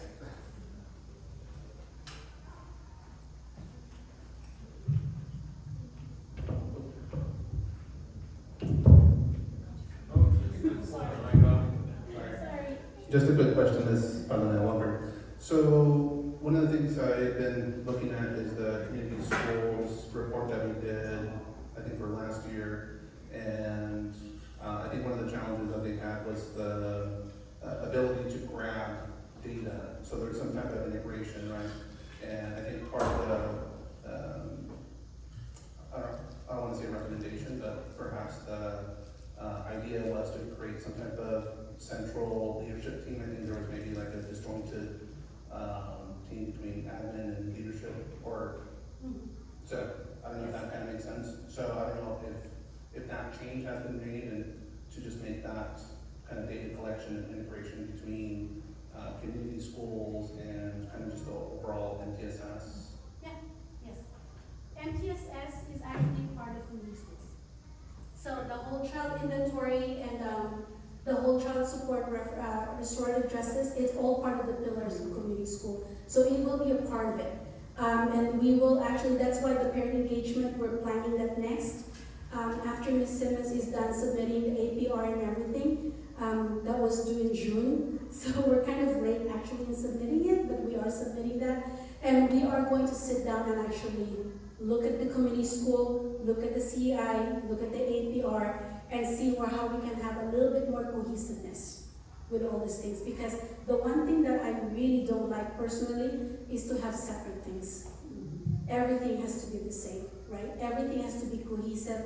It plays a role in it. The curriculum that our teachers are doing, the work that they're doing in MTSS is very much part of community schools. You know, people may not know it, but it is part of it. So we are going to actually be putting the family engagement plan together. It's not a plan, but we're going to have certain committees, and right now we are just waiting. We're really just waiting on a facility question, and then we will be able to publish things. Because we don't want to publish something and then we don't have a location, right? But we are going to have a community school site council. We're going to have the CEI still. We're going to have ELAC. We're going to have coffee with the principal. And I believe tomorrow we're going to have a safety team also. Wednesday. We have to activate the safety committee also. So those things will all happen. Ms. Padonella Walker, thank you. Any questions from the board for our presenter? I don't have questions. I told Ria that I'm very pleased with all the things that are happening, because I can join Jose on saying forget the past, because we need to look for the future. And this is really focusing on the future, but most important, focusing on the students. Yes. And I really know, and it's confusing, the commitment why you were hired for it. Because you are addressing all the needs and all the good things that will happen at EJE for the students, for the teachers, and for the families. Thank you. Tornado Kaplan, any questions for the presenter? No, I don't have a question, maybe just a comment that I think is really important. I really appreciate how you're looking at the data for the middle school, especially the long-term English learner data and the Spanish data, because that's really the key. And when I first saw that, I was like, oh my gosh. So I'm really grateful too, the way that you looked at building it from elementary to middle school. So I just, look forward to seeing how and that the teachers are part of that process. Yes. And I got to actually witness that I came during Professional Development Day, and it was really exciting to see the teachers who were part of that conference come and present to the staff the model and things. So I think, there's a lot of things happening in a very short period of time, that I think it's strong to build that foundation to grow from. So thank you. And I'll just thank you for your presentation. Later I'll make more comments about this, but it is absolutely essential that our student success be central to everything we do. And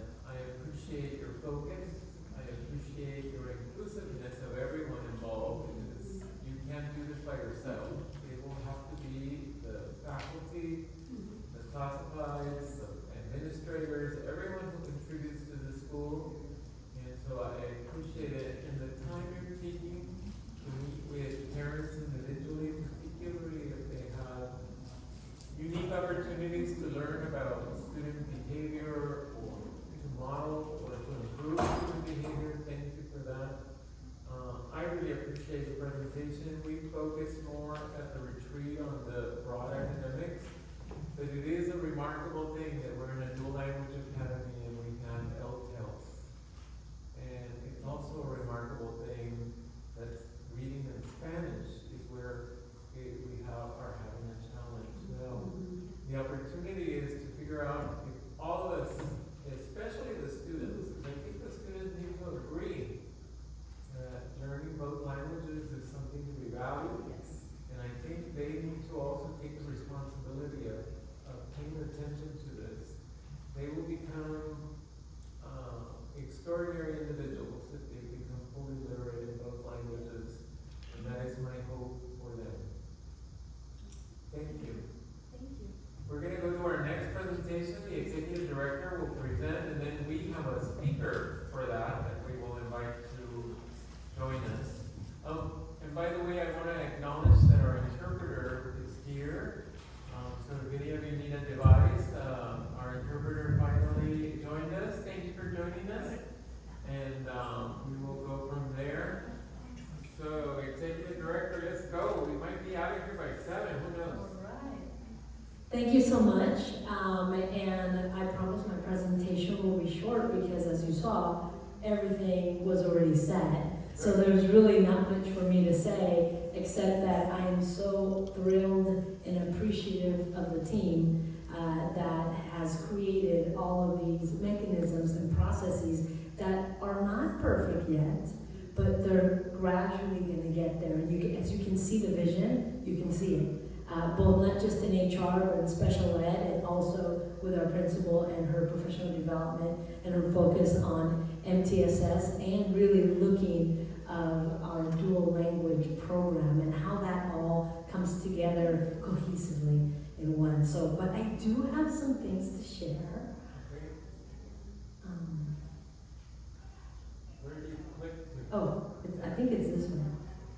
Okay, first of all, enrollment trends. So I think for enrollment, our enrollment has declined a little bit, but the good news is that every grade level has a waiting list. So our staff right now is working on trying to get those students in. Now that after the 10th day of school, that we kind of settle things, especially at the elementary school, and along the same lines in the middle school, because like Ms. Walker said, we had a lot of balancing that we had to kind of go through. Now we're going to work on adding those students, especially in the elementary school, that were on the waiting list. So as you can see the trend for, I don't know if, can everybody see that? Okay, 24, 25, 25, 26, and currently 26, 27. So if, I don't know if this points, oh, no, it doesn't point. I put the student-teacher ratios on the left side because I think that's critical so people can understand the numbers and how many students should be per class. But as you can see, they're pretty stable. They're just off by a few numbers, but you add them all up and that makes us 16 students below last year. We're not at CalPATS yet. We still have a whole month until beginning of October where they actually take the full attendance, so we still have time to make it to that 850, which is our goal. Right now we're at 840 approximately, with double checking the kids that are going to be added, and also they're double checking to see if we have doubles with the online registration system, and that was new this year. Power School, our student information system, is kind of clunky, and we're trying to figure it out. So we're on the phone, our staff is on the phone trying to mitigate those kind of errors. So, but for right now, this was as of last week, we are at 840. So last year we were at 853. So if we can get 13 students added on, then we will hit the same number as last year. And also, let's not forget, the middle school is piloting a 7-period day schedule. So we will reassess that around December before second semester. So if we need to tweak a few things, we will. And then at the beginning of January, February, we will start with the new schedule to see if this worked or not for 26, 27. Sorry, 27, 28.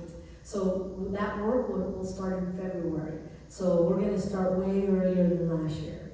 Hopefully that'll help us streamline it for the following year. I went backwards. So parent engagement, I think you heard a little bit about Ms. Walker's report. We are getting ready for September to start our parent group committees in the first week of September, starting with Coffee with the Principal.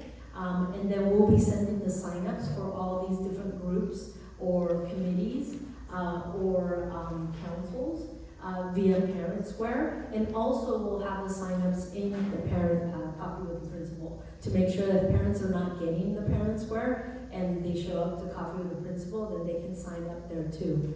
Also, we will send out nominations for the Community School Site Council.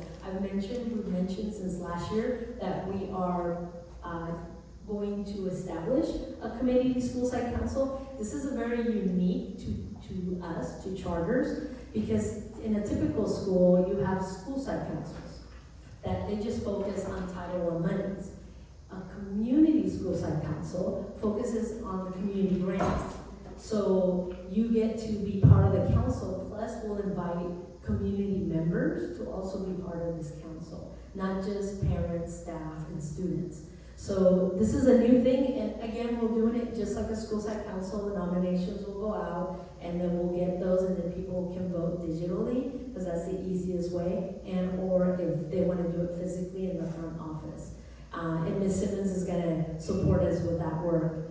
And then parent volunteers, there's been a sign up that has been gone up there already for parent volunteers to supporting especially our food distribution and also our teachers in the classroom. So some teachers would like parents to come and support them in their class. Other parents would like the parents to come in and pick up work.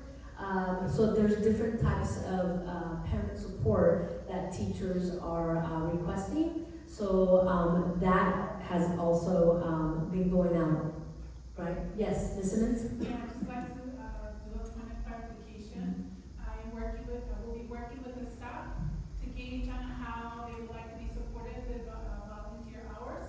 So actually, that communication for parents about signing up to volunteer is pending.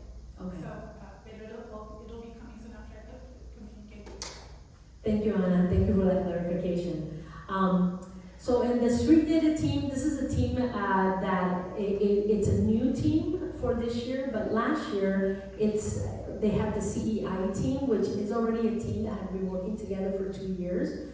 So we want to continue those same members if they want to be part. So if you are a member of the CEI team last year, we'll be reaching out to you so you can become part of our street data team. The only difference is that I think you had about 12 members last year with the CEI team. Now we're looking at 8 members. So we'll be sending out reminders if we don't have enough from the CEI team to fulfill those 8 team members. Then that is a big commitment that I'm excited about, and I think the work will continue that the CEI team was doing with their problem of practice, and maybe create a new problem of practice, from what I understand.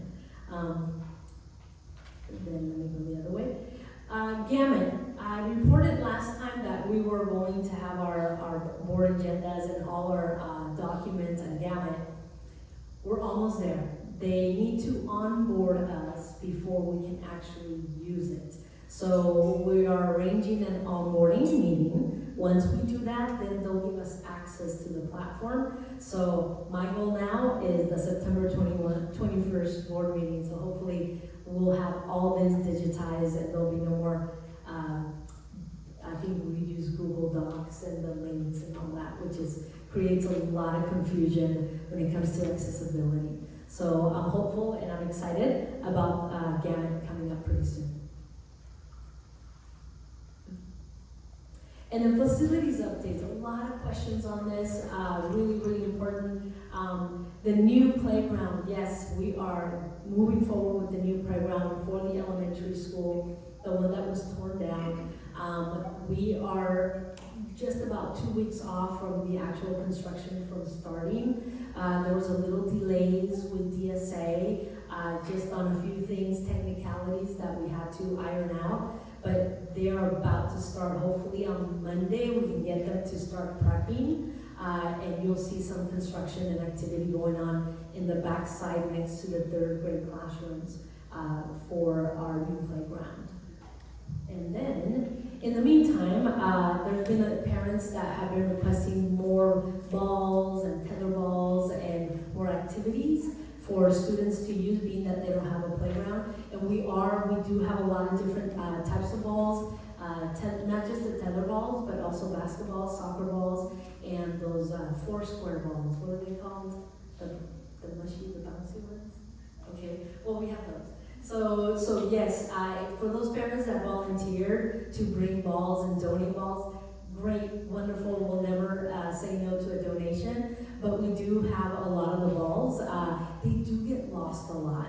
The kids throw them on the roof, and then our facility staff has to go and get them. So the more balls we have, the better.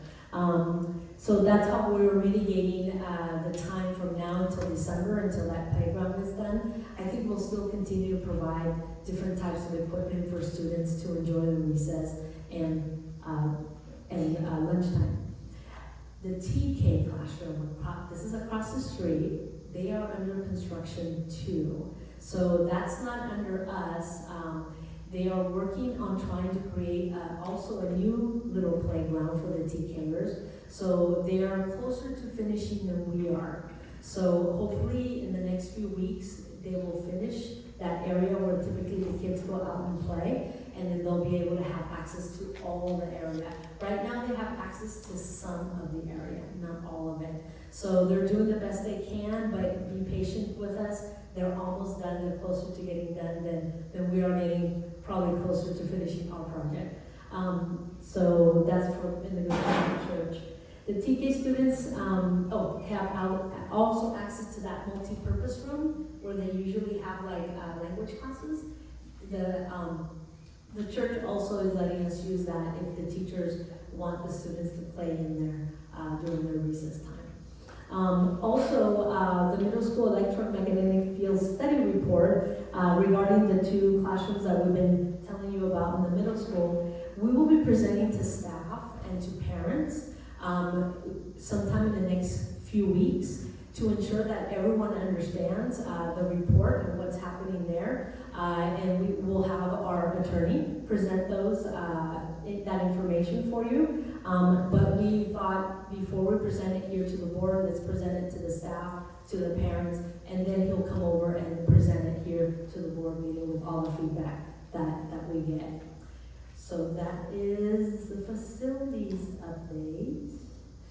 And as Ms. Walker mentioned, we have officially our brand new EJE Dual Language Academy boys and soccer team. This is a new thing. There was a lot of excitement. I think that if you have been keeping up, if you keep up with social media, you've been seeing the videos with Mr. Camino, and also with Univision did a little video on them.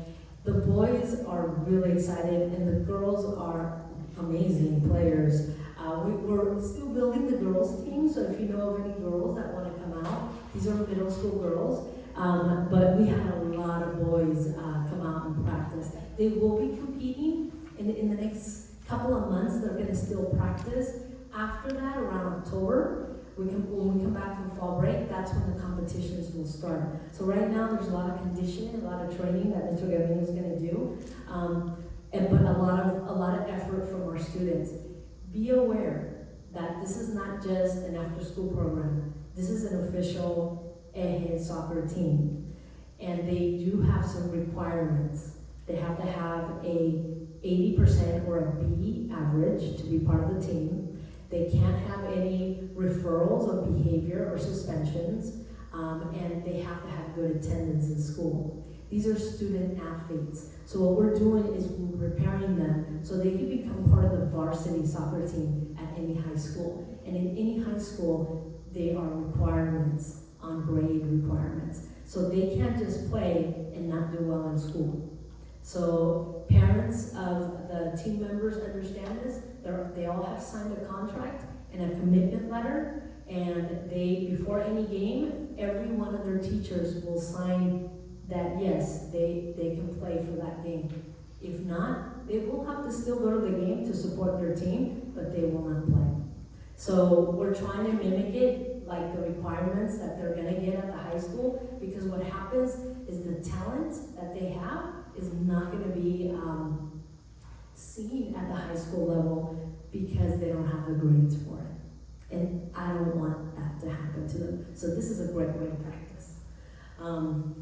And then we have the new logo. Last year, in the beginning of the year, I think there was a discussion with the board of a new logo, just to make it a little bit more high definition, because we have a very low grade definition of the logo. But then we merged the two LEAs, we changed our name, and so we said, okay, there's too many things going on, let's take a little break. But now we're here, so now we're gonna renew our new logo conversation, now with the new name. So you'll see this coming soon. There will be a presentation at the staff meeting, presentation to students. We're gonna try to get feedback as to what is ideal, what is your thoughts, and then the presentation to the board to see what their thoughts are. It's gonna be a long process, so we're not changing any logos until maybe the following year, if we get to a point where we all like a certain logo. What we know for sure is that the eagle stays. That is for sure. Everything else is like up for grabs. But the eagle is definitely, it's been around for like since the school was open, so we want to keep the eagle. And then that's it. Hopefully it didn't take too long. All right, thank you. We have a public speaker. Are you adding? Yes.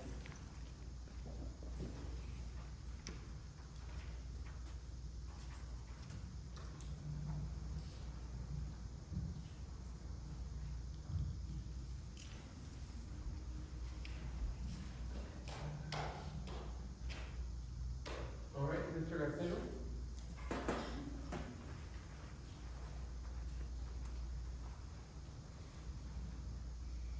So on Gannett, I just wanted to confirm that if our intention is still to bring in the policies as well, and policies,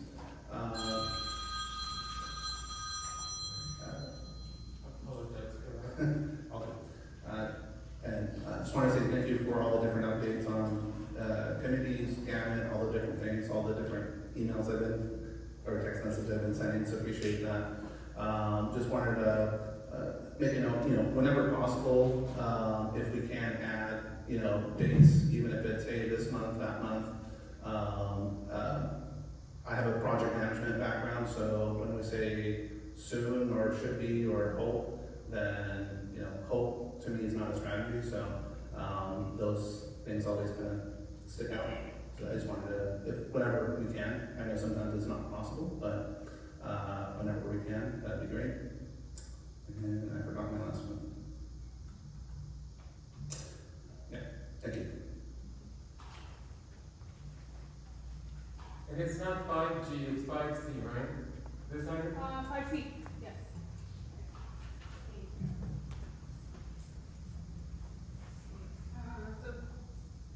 Thank you, Ms. Adele, for talking about parent engagement. As you've known, that's been one of my biggest things of increasing parent communication and engagement, because that helps build an understanding of what the goals are.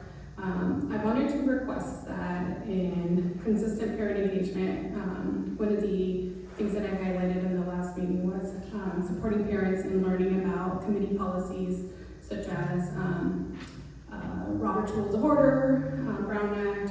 Since the school has not had a school site council in the last year, and there's limited predecessors to show us how that looks like, and I know that Mr. Preciado has highlighted that, and I think it's really good to support in families and understanding how these processes work.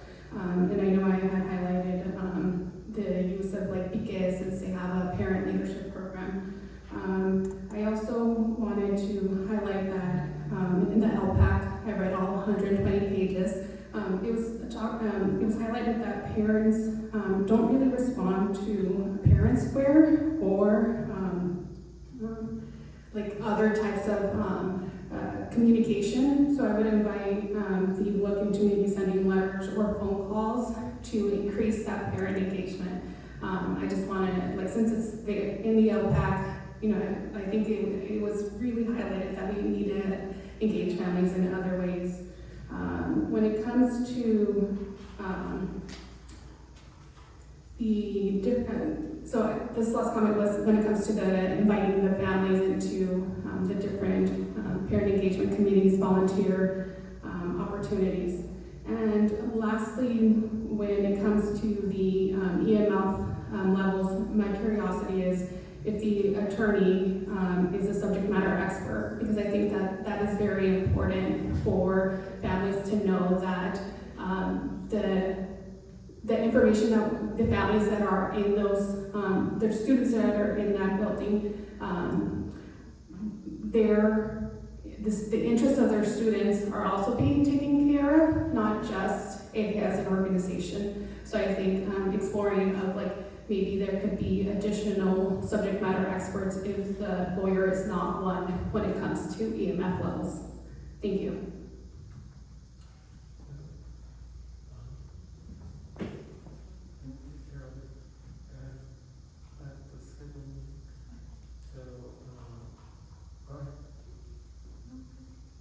We're good? All right. Any questions from the board?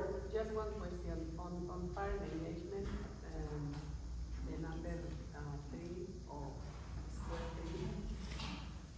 It says nominations will go out for all community schools I council this week. So you already have the names who are being nominated? No, so we're to collect people who are interested, nominations, we have to get nominations first. So, and then we'll see how they, If they would like to nominate, okay. right, I mean, the goal is to have about 10 to 12 people. Okay. If we have 100 people, then we're gonna have some sort of election, but I'm hopeful that I can get 10 to 20 people. Thank you. Any other question, Ms. Pacheco? No. Just my comment is that so I started on the board last year, and this is like the first board meeting, like a year. And I just wanted to realize like how many reports we had around all the issues that when I started, Griselda was the only one, right? So just realizing that there's structures now, and I appreciate that, because there's also ways to put attention to all of these different issues. So the principal really has a handle now on the data. Because I remember last year that was, and I'm looking at one of the parents who asked about the data and what we're doing about the academics. So it's just, I just wanted to say it's really helpful now because we know, okay, if there's a data issue, I can speak to the principal about it, right? Or, and then the community engagement person. So I think having these different roles is really helpful. And me as a board member seeing how the school functions and then also being able to support the community. I have a few comments. The first is on the logo. I'm hoping, I appreciate the Academy has been on the logo, but I'd rather see something like TKA Dual Language Academy, and maybe also the extent where it could be in English and Spanish, like a combined thing. So I know you're going to take feedback later, but EJE Academy does not, I don't think, I know it's in the building, the 8th grade building, or the middle school building, and a few other places, but I wish it was like the Dual Language Academy. That is our bread and butter and the core, and it would be yo hablo español, yeah, and I speak English, would be beautiful, or something like that. So I'll be last to give input, but I'm just giving you my suggestion. On the gamut thing, I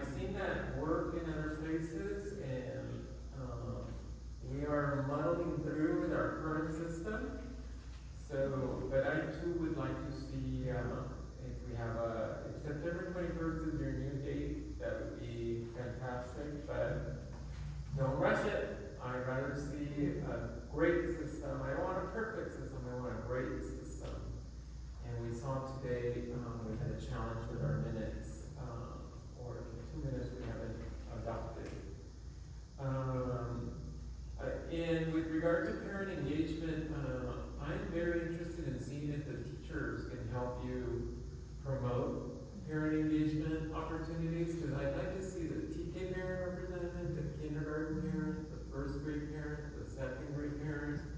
Because if you leave out a grade level, then that voice is lost. If you only have 8 people, that should be 1 per grade level, and so I know some parents represent 2 grade levels, or even 3 or 4, who knows?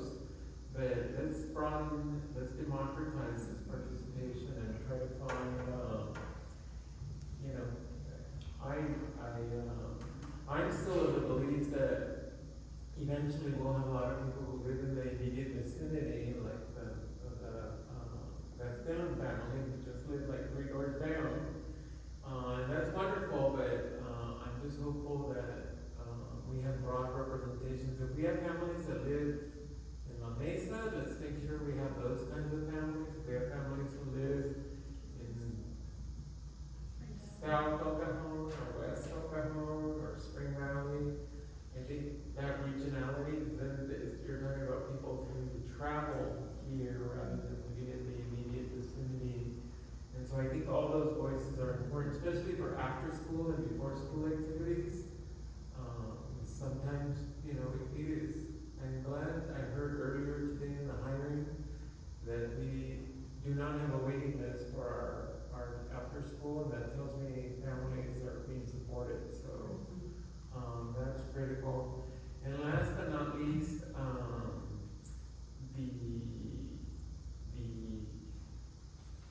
what was that? I'll leave it at that.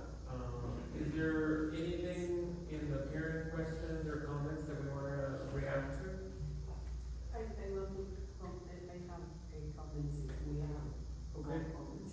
We're about to get more comments, but do you have anything on the Yes, presentation? on the presentation. I really want to say thank you to Gisela, because out of all the commotions that happened last year, she never lose the focus. And we see the results today. Because with the principal, with the special education, with the human resources, that now she has formed that team, because she was able to hire the best people, and you were alone.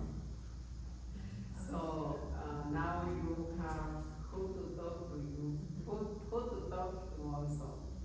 So that's a big commitment in your part to build this team to address all the needs that EJE have. So, and that's my comment. All right.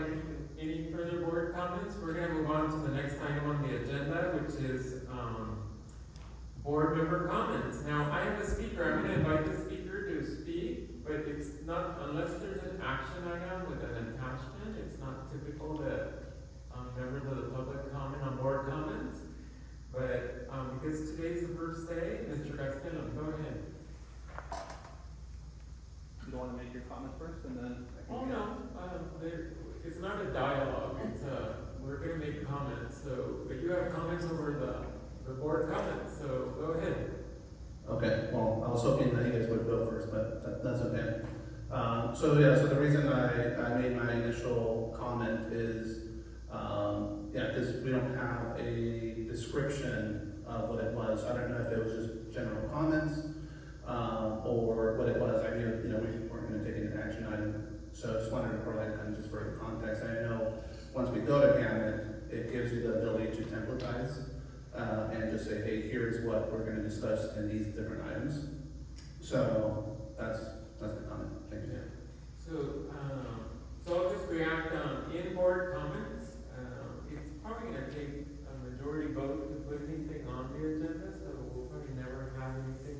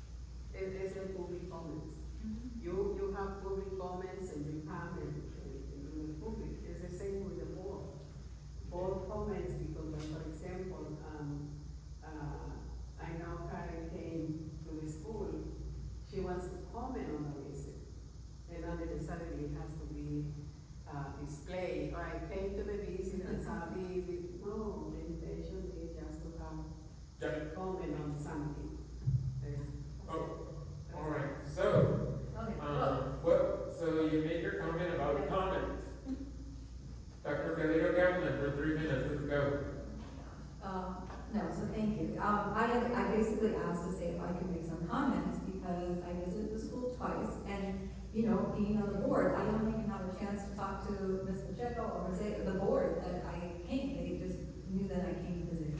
So I just wanted to say that by coming to the freshman gel, I mean, I already made some comments, but it was just really inspiring to see the community building that the teachers were making those first couple of days. Well, it was one day I was here, but I just really appreciate all of the teachers and all that you're doing. And then it was evidence when I came to the school site on Friday after the second week. Every classroom I went into, the students were engaged, and I got to speak to some of the teachers that didn't have students in their classroom, just what they were doing. I mean, the yearbook group, and then I saw the ASP coordinator, the students were there just learning what they're doing for ASP, and, you know, in the math and all the academics that were going on. So I just want to applaud that, you know, we come here and I feel like sometimes we hear all the, you know, just a lot of like things that aren't working, but I wanted to say that I spent 2 days here and I saw a lot of good things working. And yes, and it's only the second week of school, but I just wanted to say that, and I wanted the board members to know that, you know, I witnessed some really cool engagement. The one thing I applaud you guys on is the dismissal process, man. Like, I don't know, if I was teaching 3rd grade and I had to hold my kids out in that heat and wait for the name to be called, but you guys, the teachers were just, I know I'm not being professional saying that, but anyway, the teachers were just so great with the kids in that heat and everything. So I just want to say that that was my perception, and I think the school year is off to a good start, at least from the couple of days that I've just spent here. So thank you. And I have no comments. So let's go. That was that. I'm on to item 7 under information, cycle of fiscal reporting. What are you sharing with us, Executive Director? So this is from our ex-ed Vice President. A little bigger.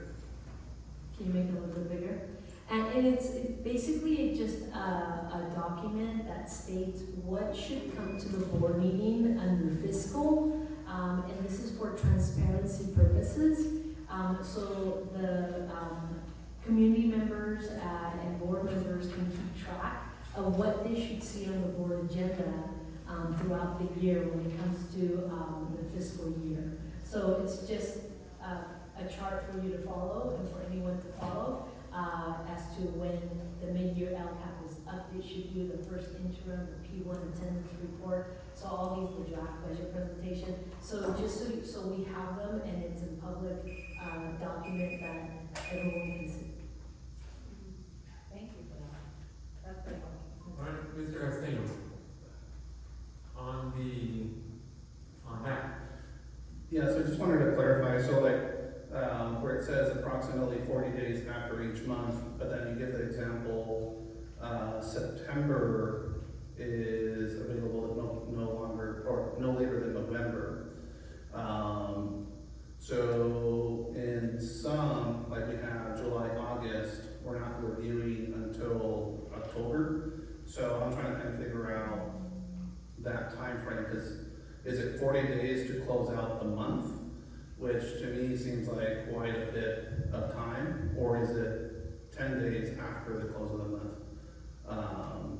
So just trying to get some clarity there, and then I mean, I think the other clarification here for this document is this is financial reports from ex-ed to the board, right? Not in general.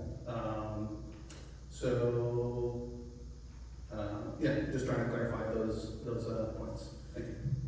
So if you can invite ex-ed to just provide like a little narrative explaining this and also commenting on the delay. So we have scheduled board meetings that follow timelines associated with when we have to pass certain things, when we have a mid-year report, etc. I'll call you free.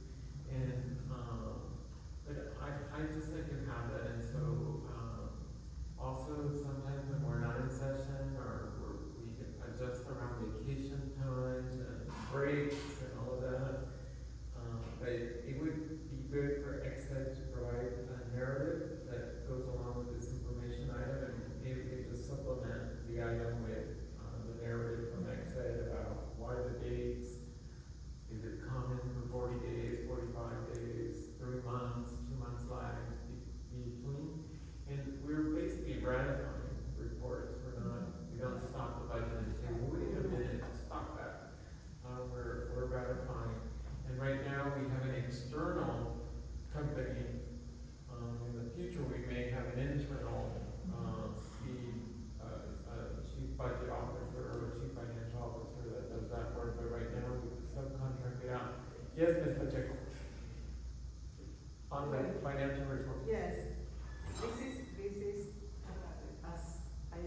thinking, this is for us just to know the dates. It's Correct. not something that it has to be on that day. Because like, for example, we reporting, sometimes, is delayed because the county delays the dates or the state do something different. So, but it's about that time. But the reporting is for us to know. It's our something is- schedule, yeah. So, you recall last year, the December report couldn't be adopted because the federal guidelines had not been issued yet. So we couldn't adopt it until the February, but that's different than the monthly actuarials, right? So it's an update. And so, this is another area where we're growing, and deciding what we're gonna do with our system in the future. So item is up for information. I'm inviting us to add a narrative that can just be added to the posting so that it's online. And then, we'll share both items, again in the next agenda, just as information that we can put it in the consent or something just so that it's there and it's recorded as a information item. There is no vote on this, so it's just information for all of you. So the first item for action is board resolution related to EJE DLA county treasury, item 1, 2, and 3. And these, I'm gonna invite the executive director to tell us what these are. Well, this is something new that I understood it happens. These resolutions have to come to you because we did merge two LEAs. And we had two different accounts at the Treasury Department. And this is what the accounts where the state kind of deposits our money. It's coming from the state level. And then it earns interest as it's there. And then once we do payroll and do all these things that we do for the school, then I approve all the transfers to our Wells Fargo account. So because we merged, now these two accounts have to be dissolved, and we have to create a new account. So that's why you see 3 different resolutions, one to end, one to open. So it's when I asked Francie, it's like, what is this? I had never seen. It's because it doesn't happen that often. So she did write an explanation. I attached it to the resolutions. And it just explains why the action is needed, that due to the change of status and name change, the 2 existing county treasury accounts need to be closed, and a new enterprise account, that's what they call them, needs to be opened under the new name. So that's pretty much what it is. And that's why she said this is pretty much what has to happen in order for us to continue getting the funds to our treasury account, and then those funds continue to transfer over to our bank account. All right, Mr. Esteo, please offer your comments, and then the board will ask questions, and we'll take a vote. So, thank you for providing insight into this whole process. It was very interesting to do research on. More of my comment is on the signatory. It says that we have a secretary, and as far as I know, that wasn't a position that was currently voted on for this year. So just trying to get some clarification on that, or if that's something that we have to kind of catch up on. Thank you. Go ahead. Yes, thank you for catching that. We did realize that, so we did change the name. The signatory will be the board president. So until we elect and vote on a secretary. So is that reflected in the resolution? Yes, the one you will sign tonight is reflected.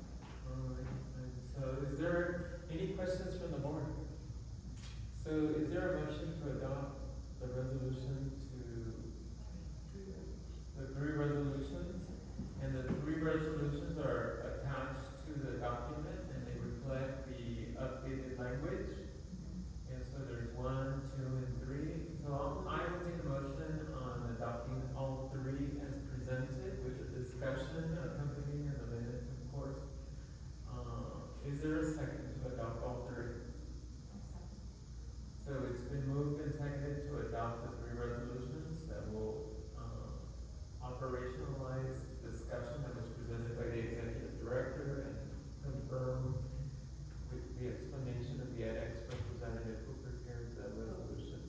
I just noticed, so you're gonna up, the resolution has Secretary of the Government, that's it. Right, we caught that later, and we do have an updated, copy that has to have a wet signature. Right, so I just wanted to make sure that Yes. what gets attached to the public agenda has after. So the motion will Sorry, reflect. was- Yeah, no, that's fine, so the motion that you seconded, I'm going to do a friendly amendment. The friendly amendment is that we will adopt all three resolutions, and that, we have a hard copy, but the minutes will reflect that the friendly amendment is to update the language from board secretary to the board president.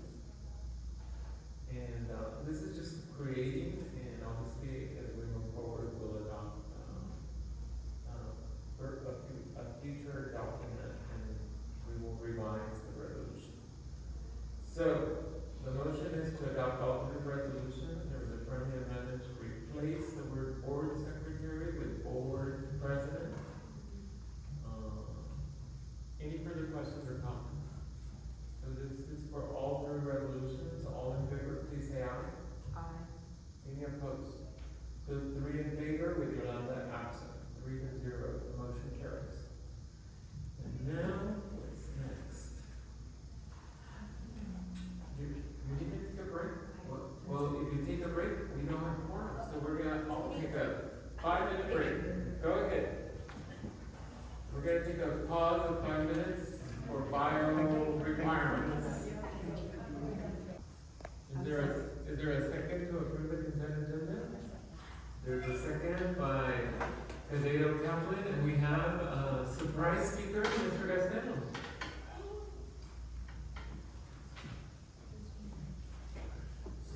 So you have 3 minutes to comment and on all 4 items if you wish.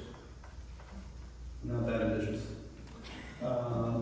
So just a few items here. As far as the Western Rim, just trying to gauge when the notice to proceed, since that kind of starts the clock for substantial completion. That's number 1. And then number 2 is, would we be able to get even just a milestone schedule for the project? I know it's only 4 months or so, but just to see are we on track or not would be great, at least for people that want to kind of keep up with the project. And as far as, I imagine they're going to have to set up some type of work area. If we could, I don't know if that has already been identified and kind of what that impact is going to be to the students or staff. So if we can just kind of get communication around that. Thank you. Thank you. This is a consent agenda, so all in favor, please say aye. Aye. Any opposed? That means motion carries with 3-0 with Yolanda Ramirez Escamilla absent. And now we're going to go into our closed session item, and before we go into closed session, I'm going to invite another surprise speaker, Mr. Castello. You want to let someone else go first? No, you can go.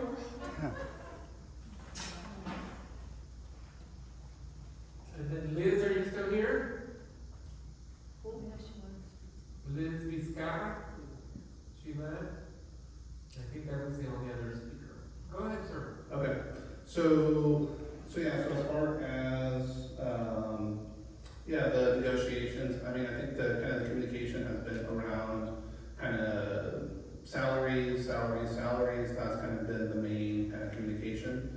But I mean, imagine that there are other items that are being negotiated, so I don't know if that's an option to just kind of say, hey, we are 50%, 75%, 99% there in terms of the negotiations.